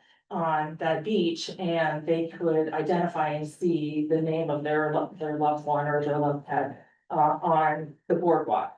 And it's still then be able to put that money aside to make sure that that walkway, Grays Beach, if anyone's familiar with Yarmouthport, it extends far out into the marsh area, but it is susceptible to the winter climate and hurricanes. So if something happened, where's that money gonna come to actually repair it? So that revenue actually set aside for a revolving account to actually make sure that that bridge was maintained for the future. So those were things that I began looking at, Eric, and then carrying that into Barnstable and even in Bourne, doing full cost analysis and looking at how even zoning can impact fee collection. And what kinds of businesses are gonna be coming in or feeling inviting, and what are the barriers or the roadblocks that they're experiencing on various different levels. And then working with each of the departments to actually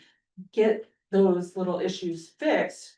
And that comes from conversation. So from fee analysis to implementation, all of it, I've had lots of experience in this stuff. Anyone else? Yes, and this may relate to the budget process a bit, but it could be more broad than that. In the course of your career, can you think of an example or examples where you, after you've understood a process, you've decided to initiate some significant change to a procedure, process, a staffing, hierarchy, or organizational chart, where and then you implemented a significant change and dealt with a lot of resistance and sort of had to plow through ahead and deal with all that. So is there anything you could share in that regard? Yeah, one that comes, I don't know if this is a good thing or a bad thing that it comes immediately to mind. I might have still like a syndrome over it, a shocking syndrome, because I worked so hard and I had a whole team of people working with me to plan a public safety issue that was down at Hyannis Harbor. So there are, if you're not familiar with Hyannis Harbor, there's the steamship authority that takes people to the islands, to both Nantucket and Martha's Vineyard, but there's also a private ferry service called Highline, and they actually abut town property. So there is an active marina that is on Hyannis Harbor, and then right abutting it is the Highline. And do not have, they're landlocked kind of, they are in a corner, there is no way for them to expand. And then they were deliberately pushing customers and rotation of traffic patterns out onto the town property portion of our parking lots and areas. Barnstable has, artist shanties down at Hyannis Harbor, so they support local artists and it rotates and it's a whole program. They had live music, we had a gateway greeter program that was under my supervision and the parking division. There was a lot of businesses, hotels, everything was there. We had bus transportation, we had the big buses, the coach buses coming in to take the ferry service over to the islands. So there was a lot of crossover and a lot of movement, of traffic movement. People, you get 2,500 people going onto the boat and 2,500 people coming off the boat. So you have 5,000 people every hour in this tight little area with a lot of cars, okay? And I'm sorry if this is a long story, but I'll get to the point. And with transportation network companies like Uber and Lyft also being there, taxi services, it was just a hodgepodge of chaos. And over the course of a year and a half of my staff dealing with issues on the ground level of public safety components of it, and the harbor master also identifying a lot of issues that he had concerns with. We met with Highline, met with local businesses, and we said, this is a problem. We're gonna have children run over, parents aren't watching the kids, there's a lot of issues, and Highline does not have a license agreement to utilize town property. You're doing transactions and causing your customers to come onto town property and taking away revenue from our side of it, which is parking. So we came up with this great idea, we had the town planners involved, we had the engineers involved, I had a funding source of how to actually pay for all of the changes and improvements, which I got a overwhelming support from the town council, which is a 13-member elected board. And I made several presentations, so they were fully aware. We also did a full public communications plan of when to time out, how to, where to park, when the changes were gonna be implemented, when we were gonna have soft openings as well, where tour buses, we created spaces for everybody, taxis and everywhere. And we opened up 2 weeks before Memorial Day. And the weekend that it opened,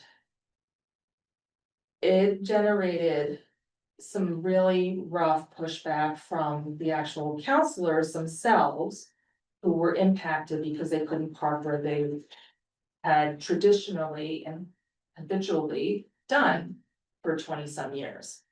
And they were being told that they couldn't do what they had been done before. So I then got a call from the town manager and basically told me to shut everything down and open it back up. Basically shut everything that we had worked 9 months on, planning, getting funding, making actual physical changes, building sidewalks even, having everybody lined up to get in wayfinding signage, you name it. I mean, we did a full comprehensive plan. And he told me to shut everything down and open it back up. I did what I was told, but we did it on a smaller scale. I came up and worked with him on a negotiation of, okay, we can allow cars in, this and that, but we are going to make sure that we have actual staff on site to help with monitoring pedestrian foot traffic, which we can then build up to other things. It was a very drastic moment that everybody was agreeing that it was necessary. We had videos of issues, but if I had to do it again, I would. I wouldn't do anything differently because public safety is number one, in my opinion. The public needs to be safe, and that's part of municipal work, is keeping the general public safe. And we can figure out everything else, but. I'm sorry, what yeah. what was the outcome on this? The outcome was that I had to like kind of change, and we had to talk about it, about why it became a political moment when the council, the elected officials was giving instructions, and it wasn't the full body, it was actually 1 or 2 individuals that were being impacted, and then town manager actually knee-jerk reacted on that. And so I was working with the police chief, and we have a consumer affairs officer that was assigned to me to help with those types of moments, and we were able to implement smaller changes. So the big, large tour buses still have their identified locations that are further away. They have an actual passenger drop off that is in close proximity, but it's not in the actual parking lot. It's on, we carved out a piece on off-street, like on-street parking, but kind of a nook. And then they have to circle back around and actually park in an off, like designated location. And the same thing with transportation network companies. We implemented that, that's still in effect, and it has reduced a lot of the public safety concerns that all of the departments had overseen. But it wasn't as, unfortunately, as drastic as not as drastic, but which we identified the staff did, and that was a hard moment, but a learning moment, nonetheless. All right, no, that's very helpful, and sounds like a challenging experience. Yeah, Can I ask another one? So in the current position that you have, and that second to last bullet point, it says you're the department head for facilities, operations and teams. yeah. So do you have a number of people reporting directly to you? How is Yeah. that set up? All of the laborers and the custodians and the facilities manager directly reports to me. And so I oversee the 9 municipal buildings.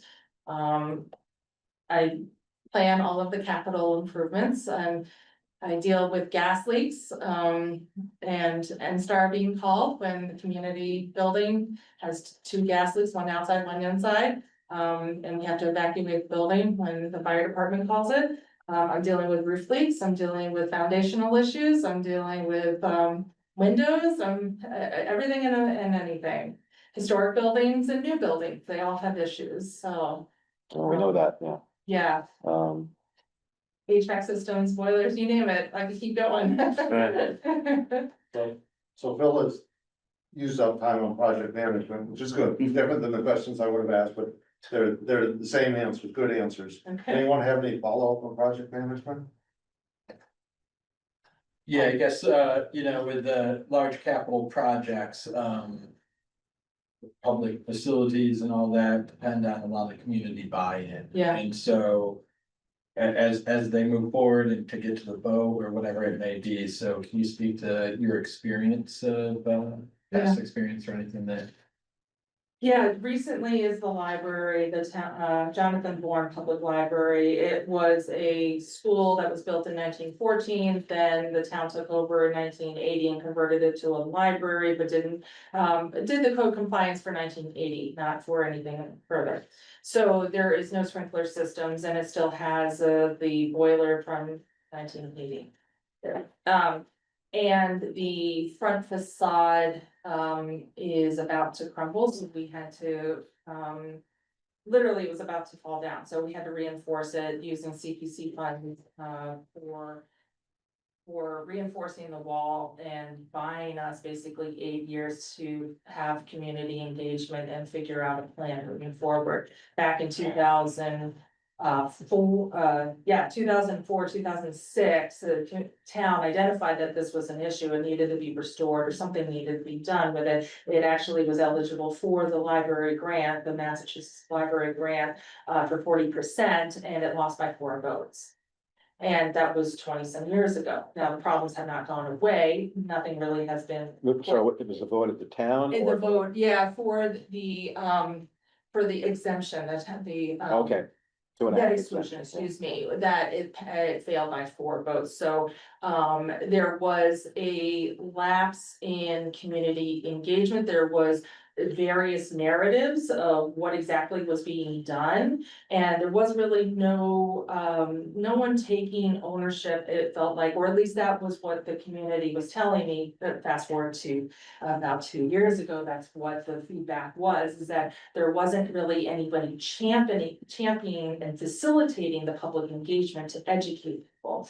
So when I worked with the library trustees, we created their strategic plan it has to be filed with the state. And in there was that we had to work on community engagement and making decisions on a library that was about to crumble. And so we went out for an OPM, for a feasibility study. And we were able to get an engineer, architect firm to assist us, and I facilitated the process and worked on, really, my focus was community engagement and involvement. So there was a feasibility study committee, and my job was to make sure that we analyzed what didn't work 20 years ago. We came up with a plan, we were all aligned, and then we took action and we had a timeline. And we met every week, if not every 2 weeks, depending on where we were with the project. And we put together a public participation plan, how everybody was going to get the message out, how to get public involved, creating a robust online presence. Making sure that even each of the departments understood the importance of this project and how it was going to impact them, how facilities, how DPW, how police even, how fire, because there was no sprinkler system. So what is all of this involved and how does it affect each of the departments? They all have social media pages, so I tasked them each with the responsibility of pushing out the information to their different memberships in the community, so we could reach as many people. We used community access television and got interviews with the feasibility study committee as well as the library trustees. I know I'm talking fast, but it's a little, it's a very, it's an achievement that I was very proud of, because we were able to get, just in survey responses, we were able to get over 600 people chiming in as to the plans, and through all of the public discussion and everything, people understood the cost of restoring not a historic building, but on the register, but historic sentimentally to people. And what was the cost of that, of a 30,000 square foot building that you could really only restore 15,000 usable space, the way that it's designed. was gonna cost them an extra $6 million versus maybe retaining the facade and building a brand new building behind it. So you retain the character and you respect the character of the village, but then make sure that you take the responsibility for future generations, that you're not giving them kind of like this dud of a building to take care of. So that's what actually the community pretty much unanimously decided on at town meeting to fund the OPM and the design to move forward. That's what they agreed was the right decision. So now that there's a building committee involved, and we're moving forward with that. So that's just one example. Let's talk about economic development. The town of Great Barrington has met the state's required 10% affordable housing threshold. Mhm. The rising cost of housing and lack of inventory is a detriment to those seeking to live and work in town. As more housing units are developed, there will be increased demand for municipal services. How would you balance the need for more workforce and affordable housing with the impact on the community? Well, you'll have to actually gauge and do cost analysis and estimates as to how that is going to, what types of community memberships are actually gonna be in that housing. Whether it is seniors or is it going to be more diverse age groups. And then analyzing where those impacts are gonna be. I mean, we all know that police and fire, yes, that's gonna impact them, but is it gonna impact the schools? Or is it gonna impact the council on aging? Are we putting the infrastructure in to support those new developments? And also making sure that the services that they are going to require are in the vicinity of how they want to actually access those services? Is it a group of people or the community looking at having more of a biking and multimodal transportation type of community where you can have more pedestrian foot access? So you need to be strategic in your planning, and this is where it comes back down to aligning your zoning, your planning, everything up to put you into success. If your zoning is out of date and even your special permit granting authority and the conditions placed on these new developments aren't lined up actually to support your goals and objectives for the community, there's no clear expectations and there's no accountability. And that's really what it comes down to for any organizational success, is giving clear expectations and then making them accountable. And that goes especially for economic development. So when you look at new housing development and who's going to be invited to those, being new residents in the community, you've got to look at it completely. And that is something that the Cape has been doing, not as, I think it's been a little lax, but again, it's involving a lot of people and a lot of oversight and a lot of conversation and how those actually will impact negatively as well as positively.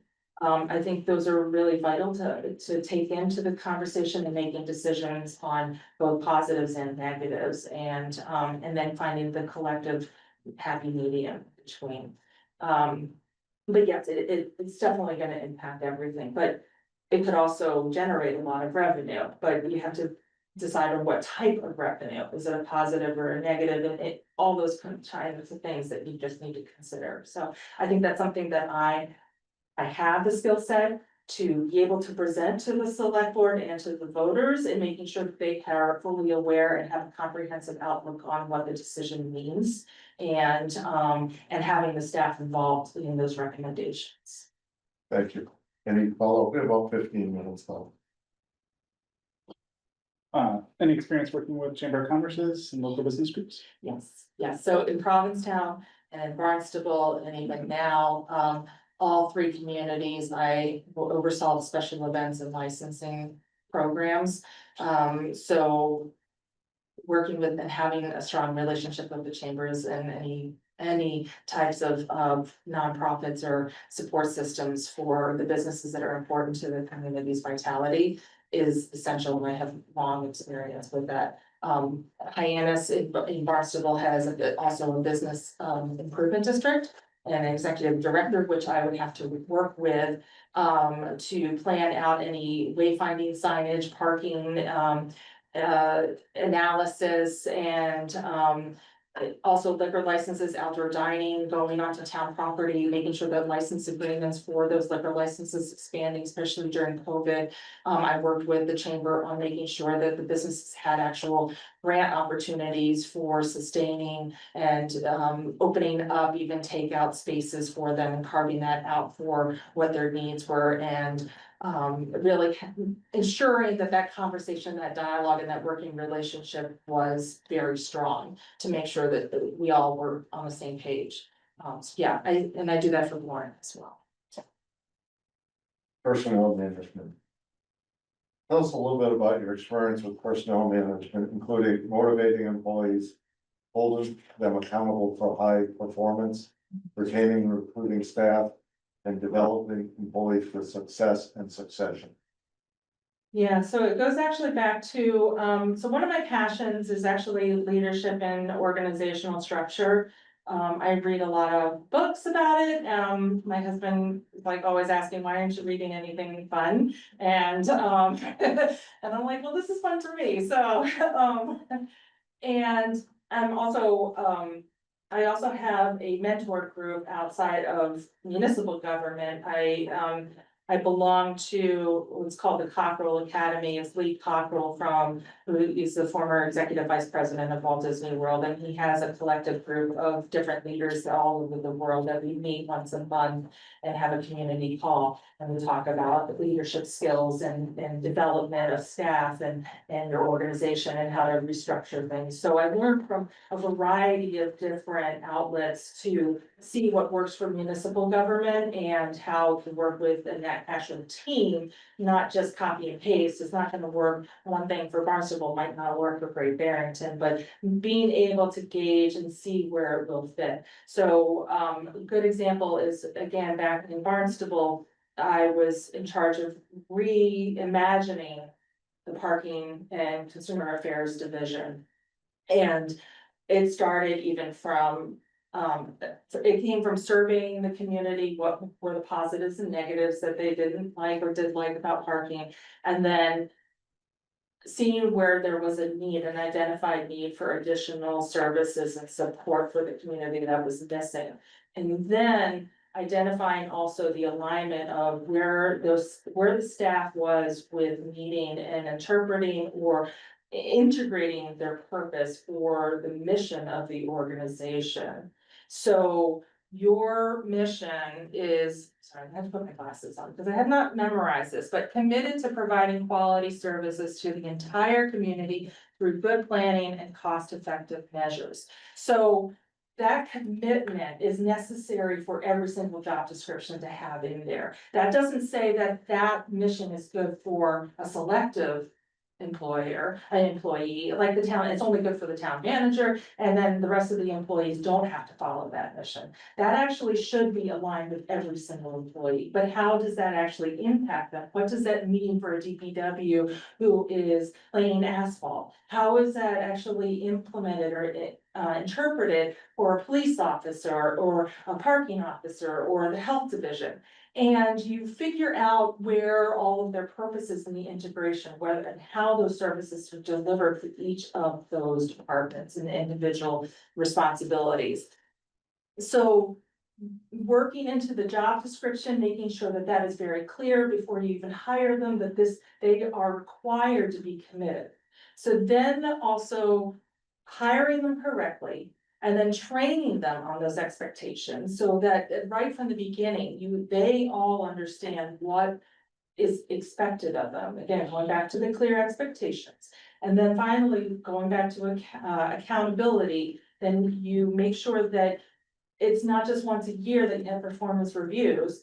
You have to actually work with them to identify things in real time and get feedback and be able to make adjustments so there is alignment in moving forward, so that each of your staff is set up for success.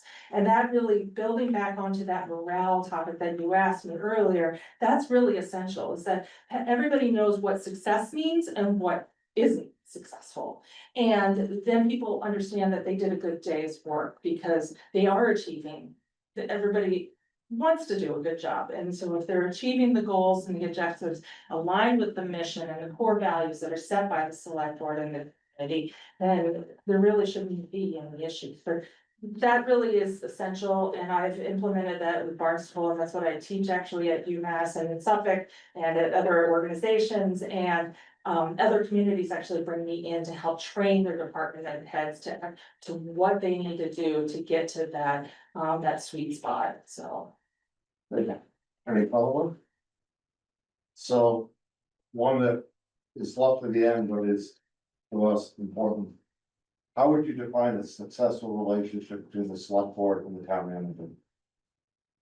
Contract renewal. I'll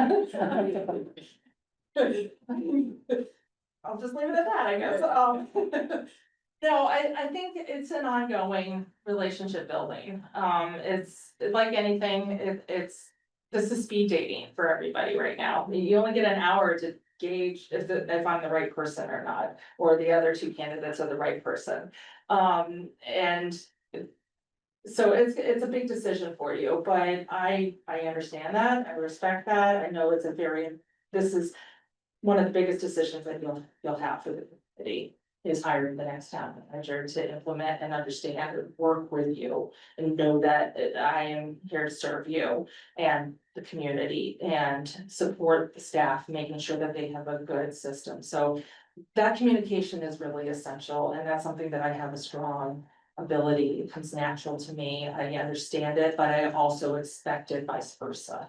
I want you guys to be able to any of the select board members to be able to have that open communication, be honest with me, so I'm set up for success just as much as I'm working to set you all up for success. And if that works, great. That's success in that's because I can be able to relay that to the staff. There's an ambiguity with direction. There isn't, everybody on the board is collectively giving me direction by votes. And then I can translate that over to the departments and we can put that into action for you.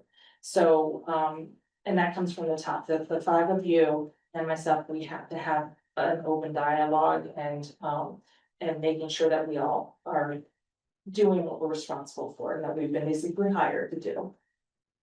So, can you walk us through what you sense will be a typical day for you as town manager?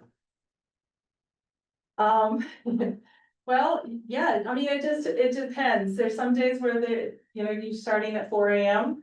Or even 2 AM, or that you're not even sleeping through the night. And then there's other times where it's a little bit more of, not relaxed, but it just depends on actually the workload, which Great Barrington has, I think, it has a lot of challenges, but it has a lot of opportunities, and my typical day would definitely be just to work. I'm ready, I'm anxious to get going, I'm just ready to go and work for you. I know that the master plan needs to be done, that's a really vital thing of helping the staff actually get to those objectives that you've already outlined are important. Implementing also I think it's the priority planning of twice a year, making sure, talk about, again, accountability and alignment that is necessary to make sure that the staff is actually being accountable for meeting those benchmarks that you're setting every 3, 6, 9+ months ahead. And also the boards and committees that they are aligned with, achieving what you're setting them out to do. So, yeah, it's just constant movement. You have to be constantly ready for anything that comes up, any emergency. And you plan for the expected, but you prepare for the unexpected. That's really what it comes down to. So, I really don't know how else to answer that, but just pretty simple. Yeah. Any other questions from the board? Bill? Yes, in my observation, we have a hard time getting the word out to our community. Matters, some big, some small. My observation is, our media, our local media is very fragmented, and our residents and property owners are all over the map in terms of their You know, some are all over social media, others are opposed to social media and they don't have a phone, or they don't want to leave their phone on, they don't want to be disturbed by their phone. Some have a phone and they don't have very good signal, so it's really all over the map. We have many instances that I've observed, where people are,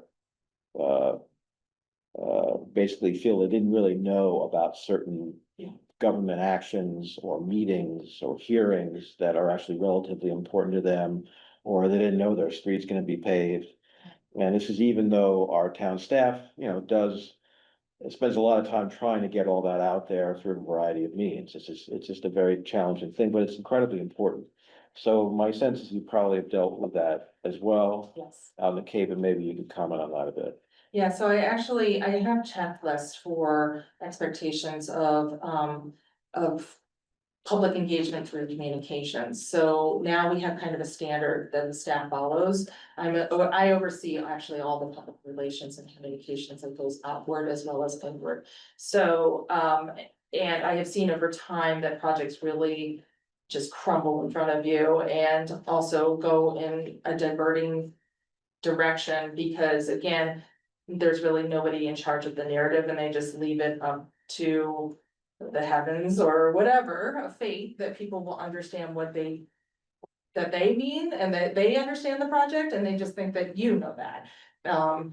And that's really not the case. Everybody has different ways of communicating nowadays, and there's 100 different ways of doing it. So again, I talked about having all the departments lined up, ready to go. They're aligned with helping and support other departments with the messages being sent out. We have a template that they follow as far as sharing that information. So they send it to the newspapers. I send it out to all of our iHeartMedia and all of the radio. I have a whole communications distribution list. We have signups also online that people can sign up for specific different types of projects that they want to be involved, that means something to them, such as the skate park that I'm helping build, the library, or the landfill project, the expansion of the landfill at Warren right now. So then we also utilize the community access television. Not only do we have interviews that I have scheduled, or that they are filming public meetings, and we put the links up on the page that people can utilize as a resource.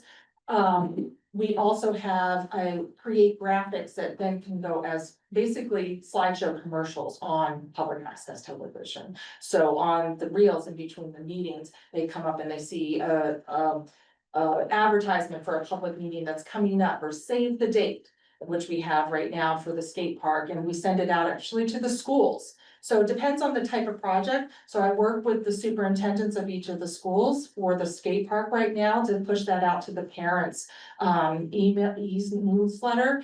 And we have currently about 65 kids already signed up to attend the next public engagement meeting to decide and be involved with the decision making of the skate park that they're going to use. And including in that is also the parents that are trained and taught those kids how to skate. So those are things that work. Also, where certain people and membership are. So if they are at the community, at the Council on Aging or at the library, you put advertisements up, you put posters of the plans or of when public meetings are coming up. You put it at the recycling center, actually, advertisements of things, of when town meeting, you have the message boards from the police department. I mean, there's so many options out there, but not everybody thinks the same way. So when you have a checklist, then it's easy for staff to follow. And that continuity and consistency with messaging helps tremendously, because you can say, I did all of this, and somebody says, okay, well, we didn't do that. Then you can add it to the list, and it's much easier just to, again, stay consistent with the message, stay consistent with how you deliver it and where you deliver it, and people will understand that that's where you go to get the information. Thank you. Thank you very much. This ends all of our questions. Do you have any questions for us? Well, I do, but it's more personal. I was kind of curious as to some of the reasons why you actually got involved, and what joy does government bring to you all? Well, we don't have a lot. I know. I'll just say that I've always said I'll do this as long as I like it and love it. Yeah, and I still do. I've okay, been on the school committee for 28 years, and I've been on the select board, I think 15. all right, So, I don't know about anybody else, but there's a lot of angst, but there's more joy. I actually, started out as a, assistant on the planning board with no say, unless they needed an extra vote. right, And then graduated to select board. My purpose and reason, truthfully, it may not be very popular. I wasn't very happy the way the town was spending money, and I thought we were spending money ad hoc, and that's something I didn't appreciate the way they're, I wanted to put my 2 cents in. I enjoy this very much. I think it's necessary.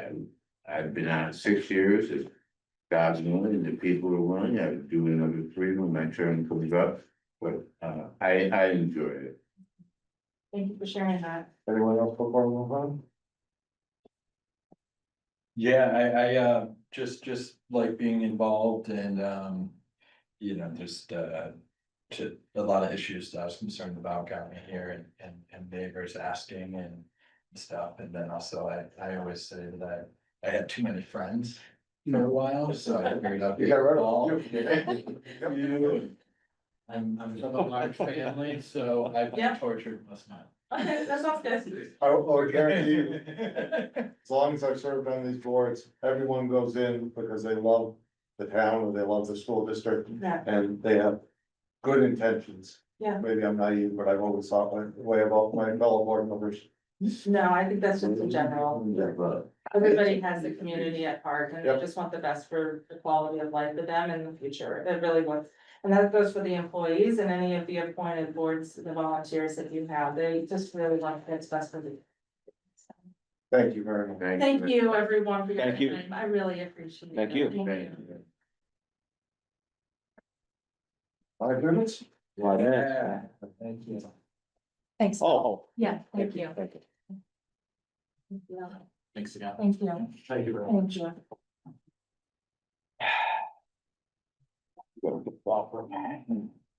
you.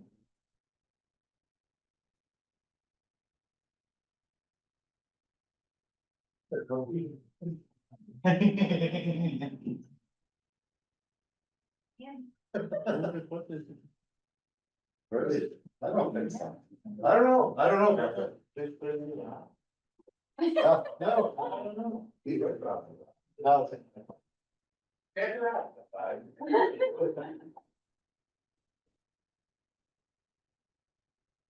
Tell him, we're having my well.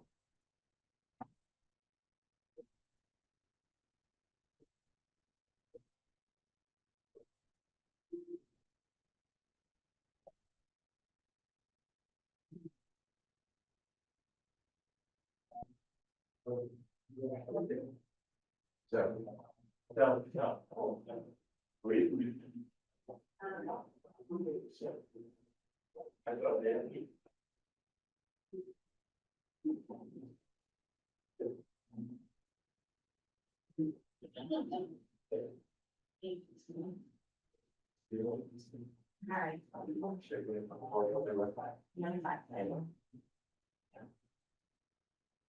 I am. Oh, it's fine. Oh, the table, last time you guys didn't give me the first table.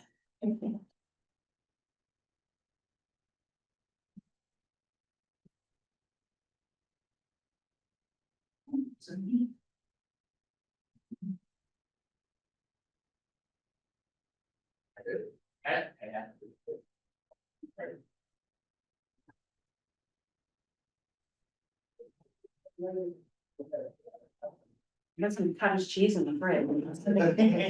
That's all I can offer you. Kind of a boring diet now.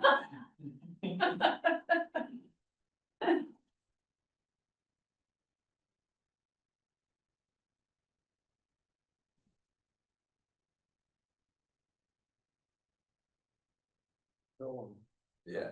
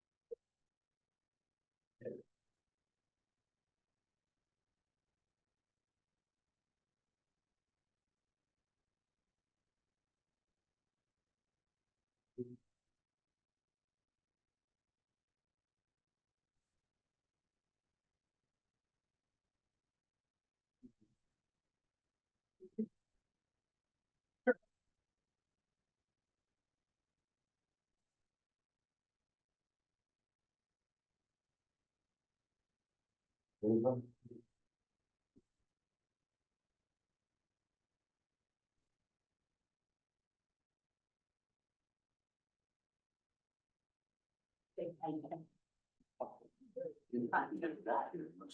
know, I'm so sorry, Ben. There, See, good to see you. and everybody else. I thought you- So for tonight, I'm gonna ask a series of questions to the assigned topics and then the board will follow up. We've allotted about an hour for this, we're a little behind, but. When we're done, we will vote on Monday evening, at the beginning of the board meeting. First, and these questions are general for anyone, so even though you're local, you'll have to kind of carve out. It's fine. You know, thank you for your interest in Great Barrington. Take a couple of minutes, tell us about yourself and why you're interested in the town and being town here. So you all know I worked here before, and I've also been on the screening committee the last 2 times. And as we kept going through those interviews and trying to get good candidates for you to choose for a town manager, the more we did it, the more I kept thinking, you know what, I think I should do this. I think I should apply. I think I want to do it. And there's so many things in common that I felt would be, I wouldn't say an easy transition, but would be helpful. Such as like I were at West Stockbridge, we're already in the Tri-Town connector. We almost were in the inspectional services, so I know about that. We have the same town council. I have a lot of contacts at Berkshire Regional Planning. I worked with the Houstonic water issue with West Stockbridge, so I just felt like, you know, maybe it'll be a really good fit and something I really want to go for now. All of them? Yeah, just, you know, describe your first 3 months in the position, here at town hall. Yeah, well, I'd like to, well, first, there's a couple, new department heads that I don't know. I certainly would like to get to know them and their abilities. And to see what each department, if they have any ideas of things that they think might help them work more productively. And then also, of course, is to take each one of the main issues that's going on, such as the bridges and Houstonic water, and those would be the things I do first. To just catch up on those and see exactly where the status about all those issues are. Great, thank you. Anyone else? So next is leadership and management style. How would you describe your leadership style with your employees and within the community?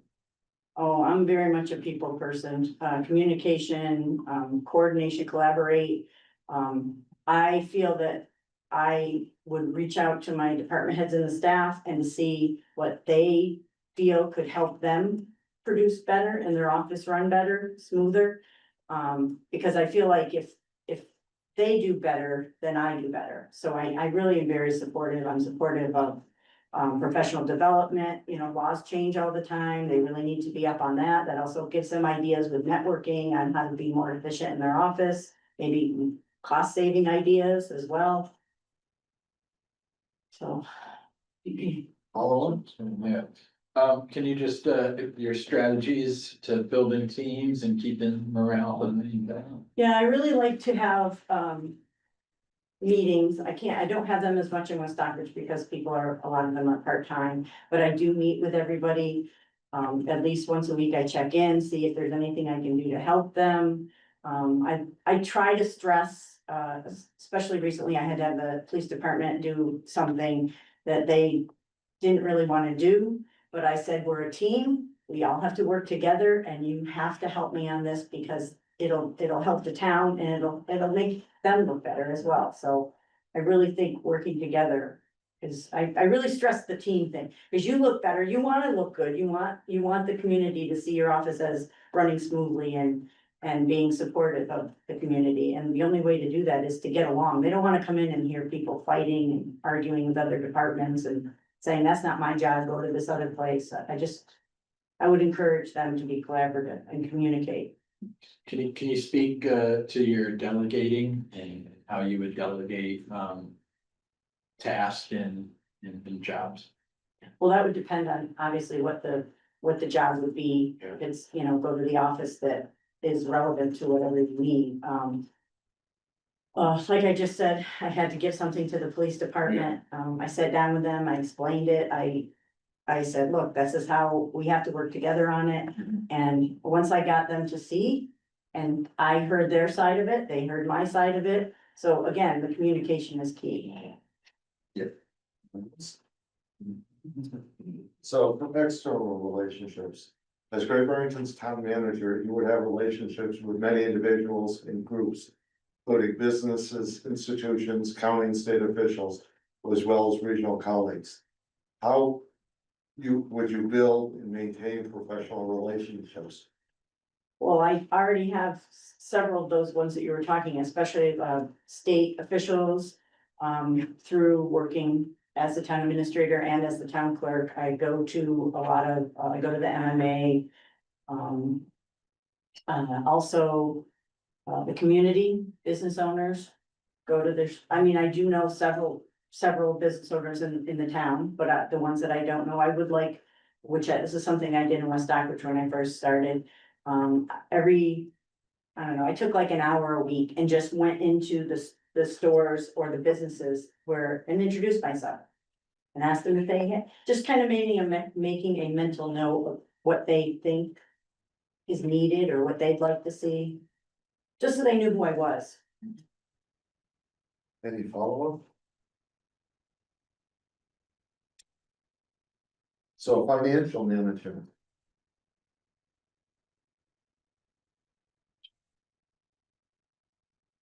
What is your experience with municipal finance and budget preparation? And in particular, in a period of fiscal stress? Yeah, so, the way I do the budget in West Stockbridge, I, create a spreadsheet that I give to all the department heads. It has the last 2 years of what they actually spent on their items that they list as their, items. What they spent, what they actually asked for, so they could see the difference of whether they weren't spending it or did spend it, and then an appropriation that they're asking for the current year. I asked them all to keep it, either make it go lower because they budgeted too much for 2 or 3 years in a row, and they really didn't need that much. Or to try to keep their overall budget the same. And then to make a list of anything required by the state that they might have to upgrade in their office, such as equipment or software. And they would list that at the bottom, what the increase on that would be. And then I would sit down and review that with them, go over all the other items, and then my priorities would always be whatever is like mandated or needed by the state, and then, of course, anything that's needed for public safety. And then after that, it's kind of more of a wish list. What is your recommended approach to funding capital projects? To finding capital? Funding. Oh, I'm sorry. Depending on the project, I do like to look for grants as much as I can. I know that's more of Chris's position here, working with him maybe to find grants. Also, another thing I've done a lot in West Stockbridge, we've done shared services or shared, our DPWs have purchased large pieces of equipment and we've shared them. Like we might buy one piece, Richmond would buy another, and they would help each other and share, and let the other towns use it. So a lot of shared service stuff, I think, is really helpful. It saves everybody, both towns, or however many towns you have involved in whatever you're purchasing. What experience do you have in identifying and developing alternative revenue streams? Well, I really haven't done that a lot in the small town of West Stockbridge. Mostly, again, grants. That's really the main thing that I look for, and on top of the savings and shared services. Yep. So under project management, as you're well aware, we have significant infrastructure needs such as roads, sidewalks, bridges, and water issues. Do you have experience working on large capital projects or infrastructure projects? So every year, except this year, finally, we're caught up. I work with my director, Public Works. We have a list of, he had 5-year capital plan of, which roads he was gonna fix or pave. And I would sit with him and we'd work out, for the warrant, what we need to have done. Figure out the money, then he and I would work together to do the bid packet, and I do combines and all the advertising. So it was kind of a team effort. So I was involved in all that. Another project that I, recently helped. I can't say that I had a lot to do with it, but I did help them every time they needed it, was the new dog park in West Stockbridge that just was completed. So those are the main things are in West Stockbridge. They don't have a lot of capital projects, but the roads, paving and that stuff, I really worked every year with the DPW director. Can you speak to, with all these large capital projects that we have coming up here in Great Barrington, of gaining community buy-in to move it forward, and your experience in that? And Well, I don't think you have to get a lot of buy-in to have the bridges fixed. That's that. Yeah. I think everybody wants that. I think reaching out and letting them know the long-term benefits of getting these things fixed and how it will benefit them.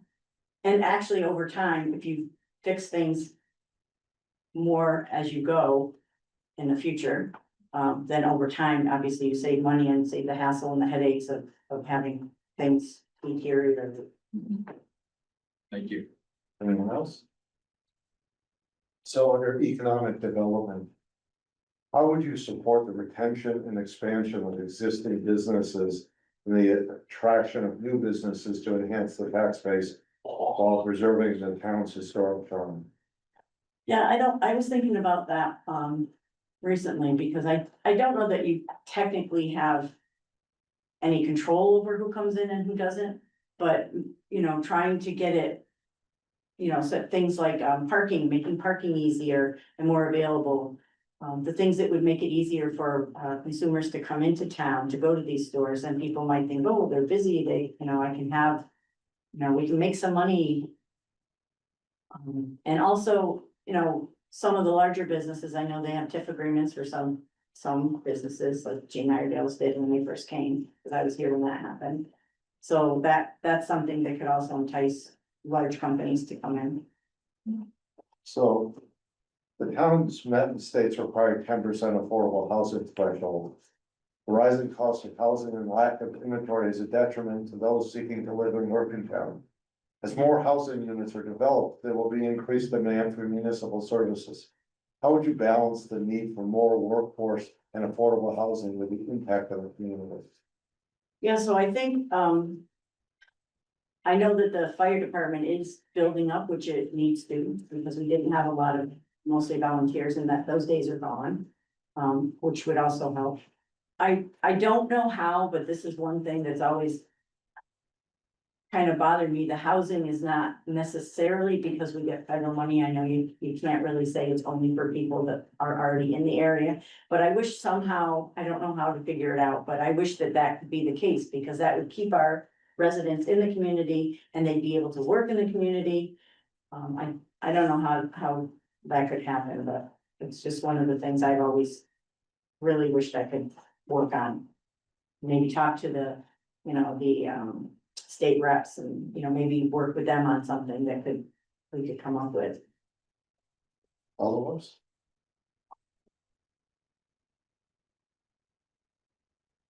Next would be personnel management.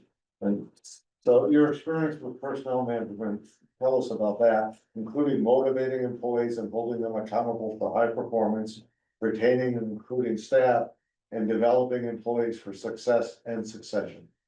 So, definitely, encouraging them to do the best they can be so that they can be proud of their work. Like I said, I would meet with them all the time, see what they need, what I can help them with, what would help make their job easier and more successful.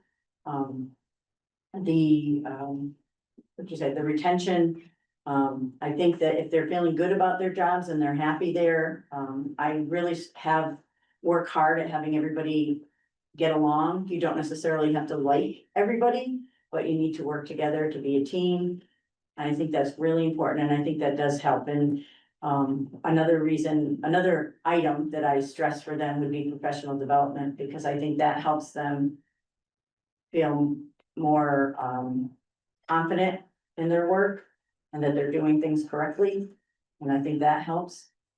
Succession planning, I had to, I actually had, we had to kind of do that recently. Our police chief left, our director of public works is leaving. So we've kind of been working on that. The director of public works had a plan we worked on, over the past 2 or 3 years. He was training the person below him to do all the administrative stuff that he was doing. And so that was gonna be the plan, but then that person got another job, so we had to hire somebody else. But we did have planning, like 2 years ahead, 2 years out.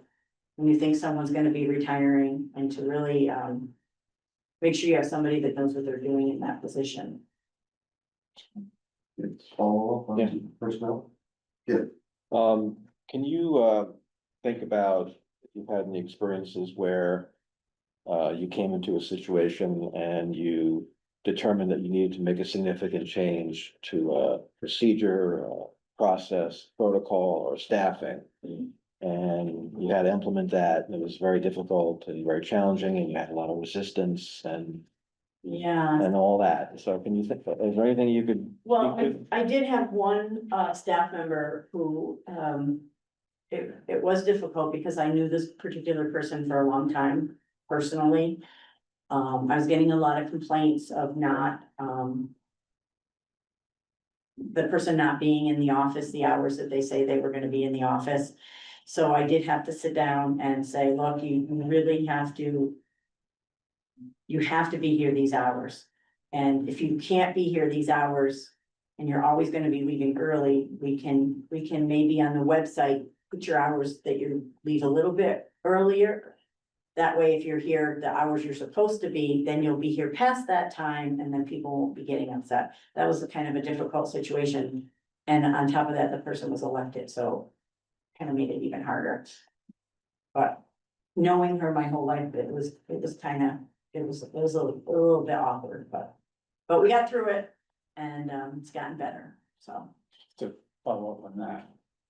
You grew up here, do you think? How does that affect your ability to do the job? I mean, do you think it helps? Do you think it hurts that? Well, I think it's a little bit of both. I think it helps in the sense that, for a couple reasons. First, I am familiar with a lot of the issues or most of the issues in town. I know the town. And, you know, I love the town because I was born and raised here.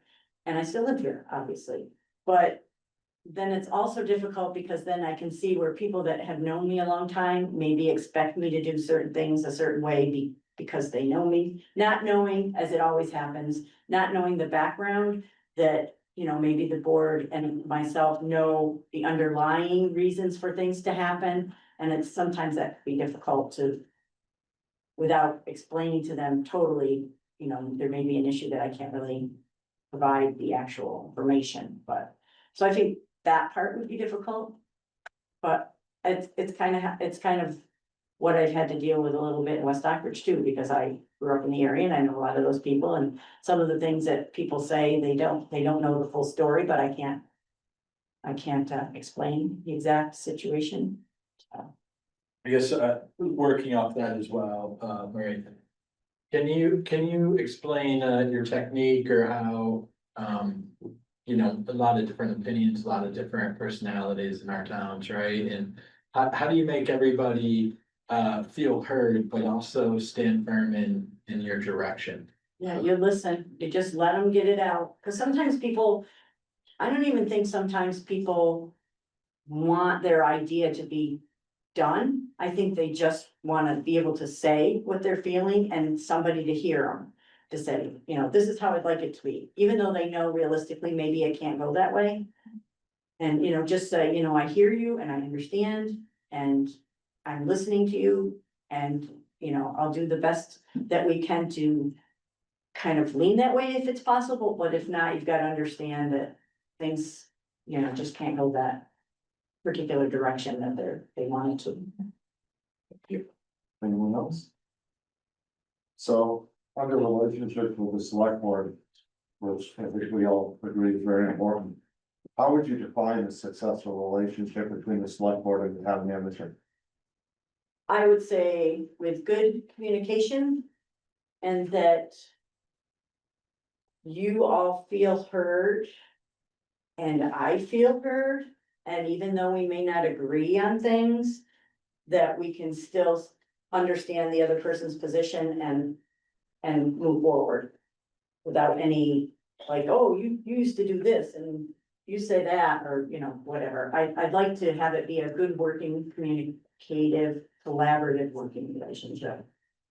Where no one person says, you know, it's always this way and this is the way we're gonna do it, and, you know, at least listen to each other. And you would listen to my ideas, I would listen to the way you think it should be, and we could have a honest discussion about things. Follow. So, walk us through what you would sense to be a typical day as town manager in Barrington.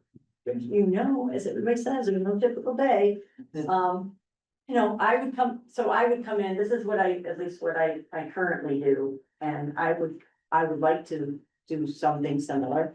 I come in, I'm always the first one there, I'm a morning person. I get a few things done, answer some emails, go through some mail, and then once everybody starts coming in, I check in with everybody, I go to their offices and say, hello, good morning, what do you got going on today? And then once I've, you know, kind of been in touch with everybody, then I go back to my office and start working on whatever the task is that it has to be done that day. Checking in with you guys checking in with me. Or whatever you need done. And you just have a priority list. I'm really big on lists. Because otherwise you kind of lose track of things. Can I jump back to just one zone? So, you know, going back to like personnel management and just working with all the, not only department heads, but staff and as starting off with, as we're developing, say, a new staff member, you bring on a new person and it's staff and you know, you troubles catching on or something, like it just, you see the writing that it's not working out the way you want. You discuss like the next steps and you would treat a situation where maybe it's not the right fit you thought it was, or maybe, you know, what sort of attention would you give it if, you know, sometimes you hire a person, you think it's gonna be a home run, and within a few months, you realize differently, and what would your process be to addressing that? So I would work with the HR person and do the typical, meet with them first, just have a conversation and say, how do you think it's going? And then tell them my concerns. And the way I think we could maybe come up with a verbal plan at first, like maybe a way that things could work better. Give it, you know, a couple weeks, review it again. Maybe a written this time, some kind of plan. A correction plan of their behavior or their work, whatever the issue is. And then give them another period of time, you know, and I would work closely with the HR person, obviously, we work together on this.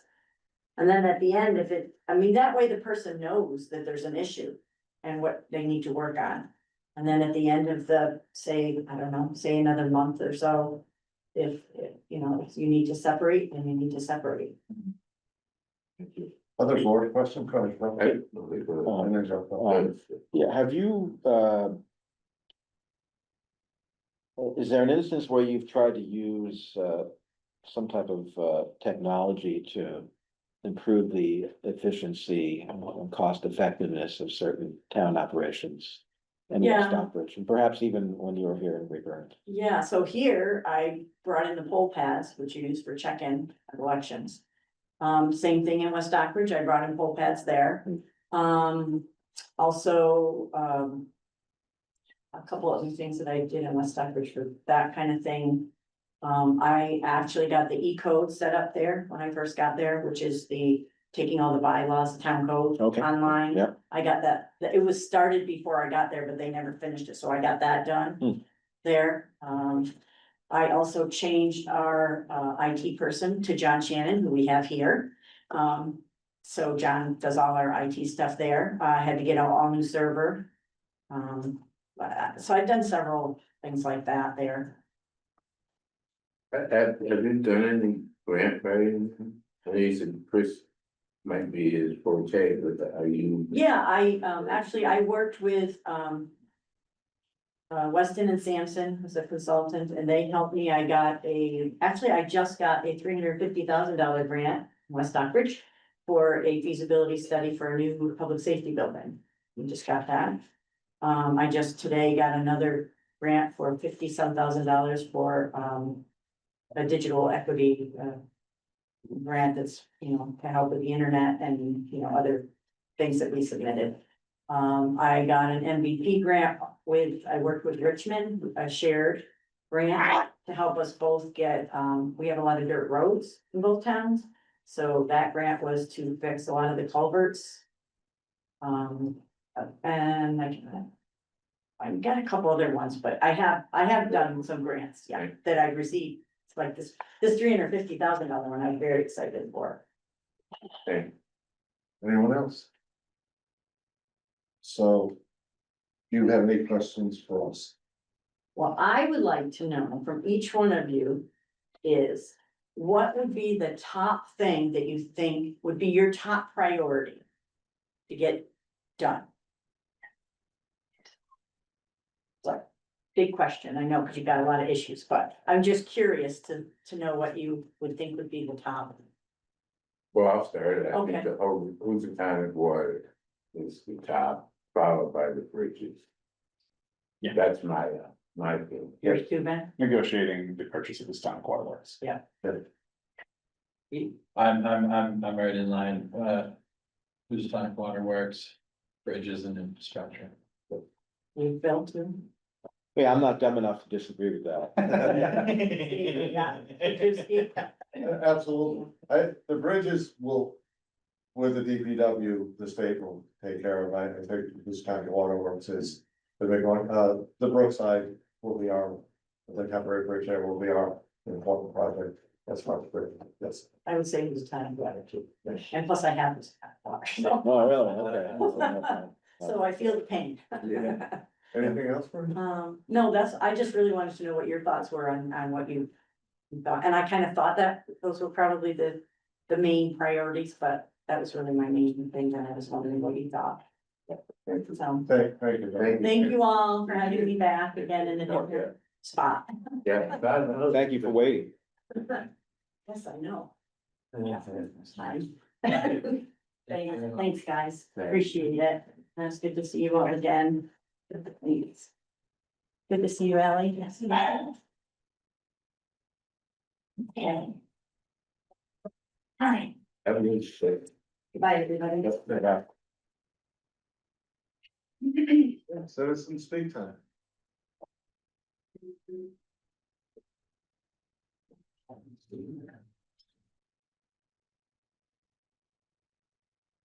Eileen Mooney. Okay, how many were online, please? And I only saw, There were 20 total online at any one point. That was the most. thank you, and there were just Sure. just two people in the audience. Three, but two were being paid. Well, yes, 3 total in the audience, that's correct. Thanks. Anyone else? James, It's James, 84 North Plain Road. I just want to say thank you to everyone. It was a long night, so appreciate all your hard work. Thank you. thanks, James. Seeing no other hand and no one here, select board, Bill? Ben? You're up here, Larry. Eric? I'm just thankful everybody came out, we had 3 candidates and we got it done, and sent that up. Any immediate now?